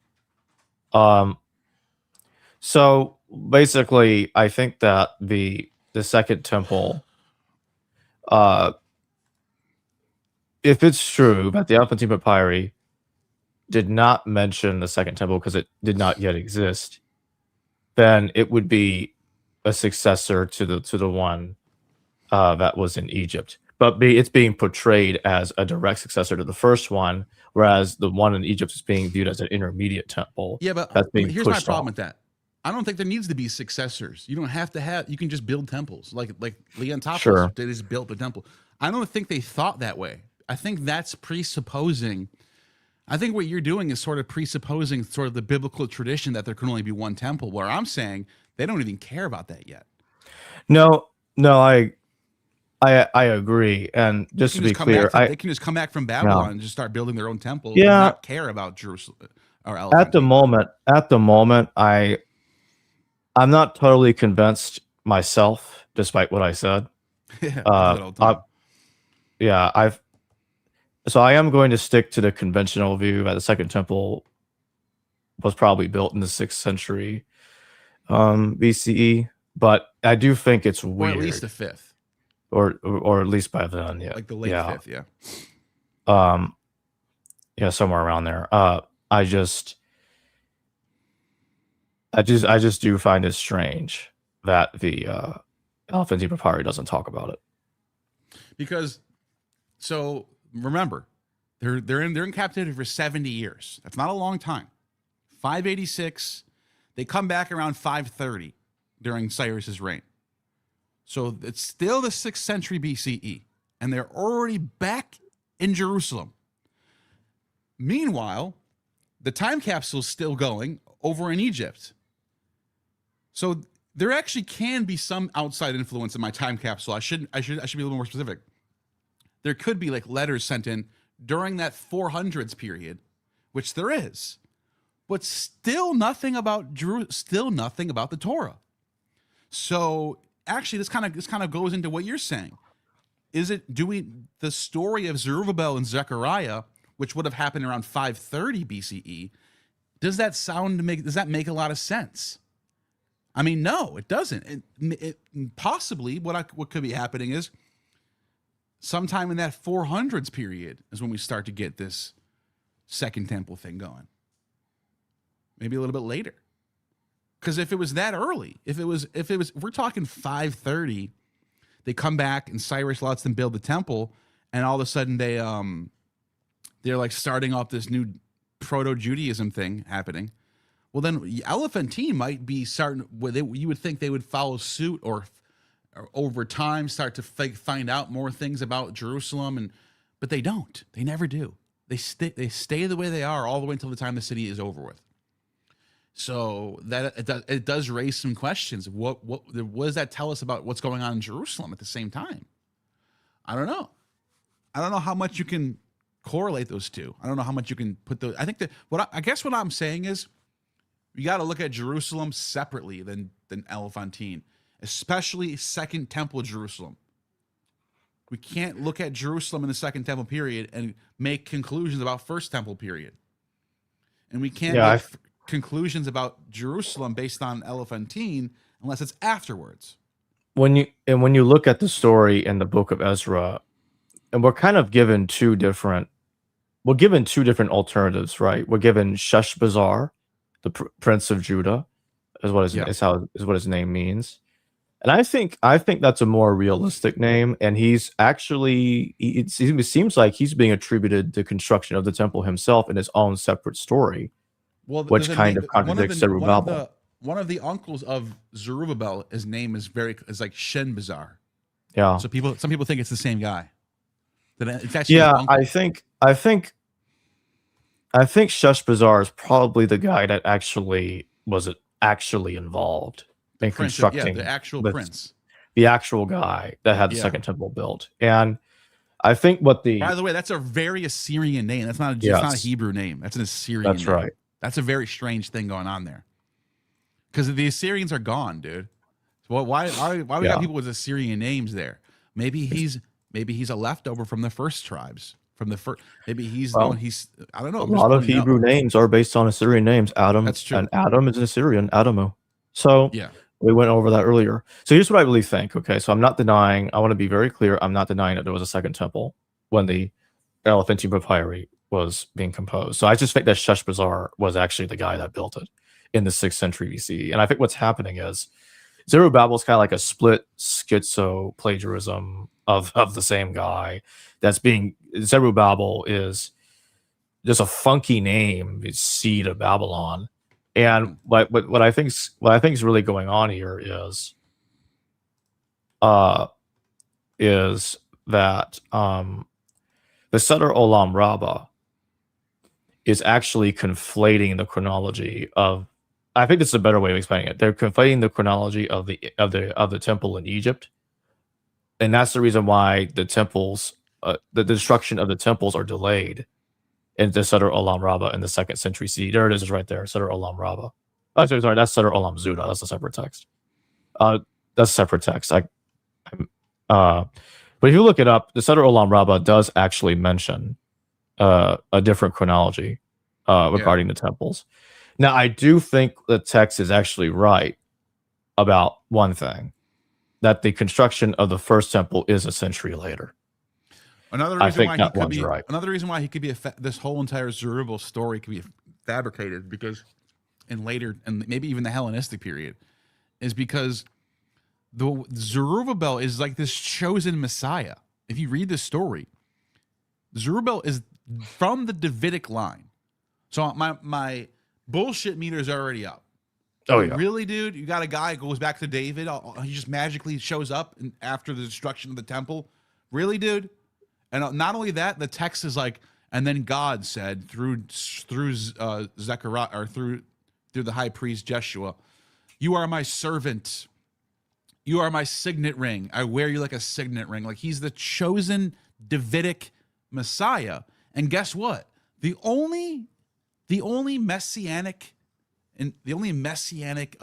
prophecy that there existed at this time so far is the star from the east, which is from Numbers. Look up the construction of the first temple. Hold on one second. Let me just look this up real quick. Because I want you to see what's going on in the Seder Olam Rabbah. Here, let me just look at this. Behold, a star will come forth from Jacob, a scepter will arise from Israel. This prophecy is commonly understood referring to a future ruler identified with the Messiah. Star, scepter from the line of, you know what I mean? And he just happens to come from the line of David, and he happens to be coming from the east because the star is supposed to come from the east. So wait a minute here. You're telling me that these prophets, Zechariah and Nehemiah and what else is the other one? Malachi and Habakkuk are all pointing to this thing happening miraculously after you guys were destroyed. It's all a happy ending, and the end of the Old Testament's a happy ending. Oh, the Messiah came. Oh, we got our temple back. And what Christianity's doing, Christianity's recognizing that happy ending of getting our temple back, and the ruler, the Davidic ruler from the east, brought it back as Numbers told us what it would. Well, now that failed because now the temple's gone again. So Christianity brings a new answer to the new problem, which is the Messiah is actually the whole world, and he was here the whole time. You guys just missed it, and you guys could have had it, but you guys failed to recognize him. So the whole thing's all about the temple. It all revolves around this temple stuff. Yeah. And so I'm just the reason why I'm pointing that out is because Zerubbabel and Zechariah don't make any sense without numbers. And numbers is from the Torah. The Torah is Hellenistic. Yeah. Whoa, wait a minute. All of a sudden, the prophets can't exist without the Torah at some point. Wait a minute. The whole thing is written after 400 to me. None of this happened. None of this is reflecting anything historical. Now, look up Solomon's Temple on Wiki, and I'll tell you where to go after you click into that. Because they talk about this in that and there page. is archaeology about this temple, this first temple. Now, so we know this did exist. Just hit Control F and type Seder, Seder, and you'll find there it is right there. Look what it says right there. The construction is in 832 BCE for the first temple. Now, I admitted it later. I did admit the text dated the destruction later, which is a part I don't buy. I think what's happening with the Seder Olam Rabbah is it's conflating. I think it's conflating the destruction of the temple in Egypt with because that's right around the time when Elephantine is destroyed. It's right there. So because of that conflation, that's the part I'm not interested in. That's the real reason I brought up this Elephantine stuff earlier, even though it made it look like I was denying the second temple was existing. I wasn't doing that. It just came off the wrong way. But 832 BCE is the one I'm interested in. I can also see this being 100 years off, or 100. I can see this being the math being off, because if you add 165 years, this all of a sudden lines up perfectly. Yeah, both numbers do. Yeah. So I think there's a math problem here. If both, because like if this said 200, if this said like 300, this one was 832, then you couldn't just add one number to both sides and get a correct math. The fact that both add up, if you add 165 to both estimates, and you get the correct number, to me this is just a math problem. There's nothing wrong with this actually. Well, here's the other point I'm trying to make. It also lines up the first part of it lines up with the archaeological evidence, because in the 9th century BCE is the earliest evidence that we have for a temple of Yahweh in any text that's being attested. And the late Russell Gomerican made the point that he connected the construction of the first temple to the projects of King Omri. Now, I don't think King Omri himself built it. I think it was a king that was slightly later that had it built, but it was in the same century anyway, practically. So yeah, that's what Finkelstein says in his book about the temple too, being 9th century. So that's my point, Neil.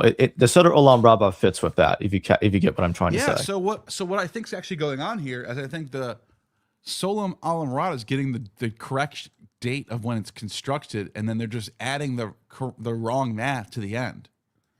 Yeah, because I think they were. I still think it was because they were trying to merge it with the temple of Egypt being destroyed.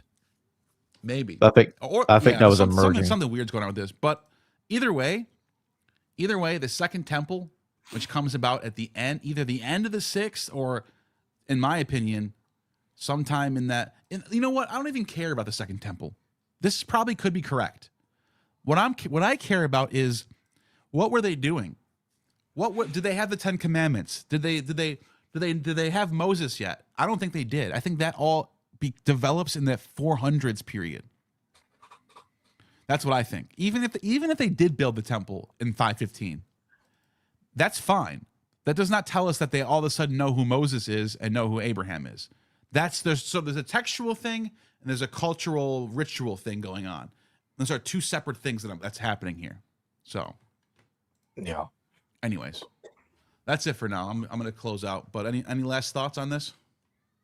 No, I think we went through it thoroughly tonight. I think so too. It's been 3 hours exactly. This is perfect. Yeah. So, we'll do this again soon. And this has been I love this topic. I'm going to keep talking about this topic for a long time. So, I want to maybe set up a debate with someone on this topic if I could, because that's how confident I am that I'm right about this. I think the evidence is on my side. I would love to talk to someone who's really confident in the other side, that they can say the Torah is the 700 BC, and this is why. I would love to set something up like that. So, anyways, you have just attained true gnosis.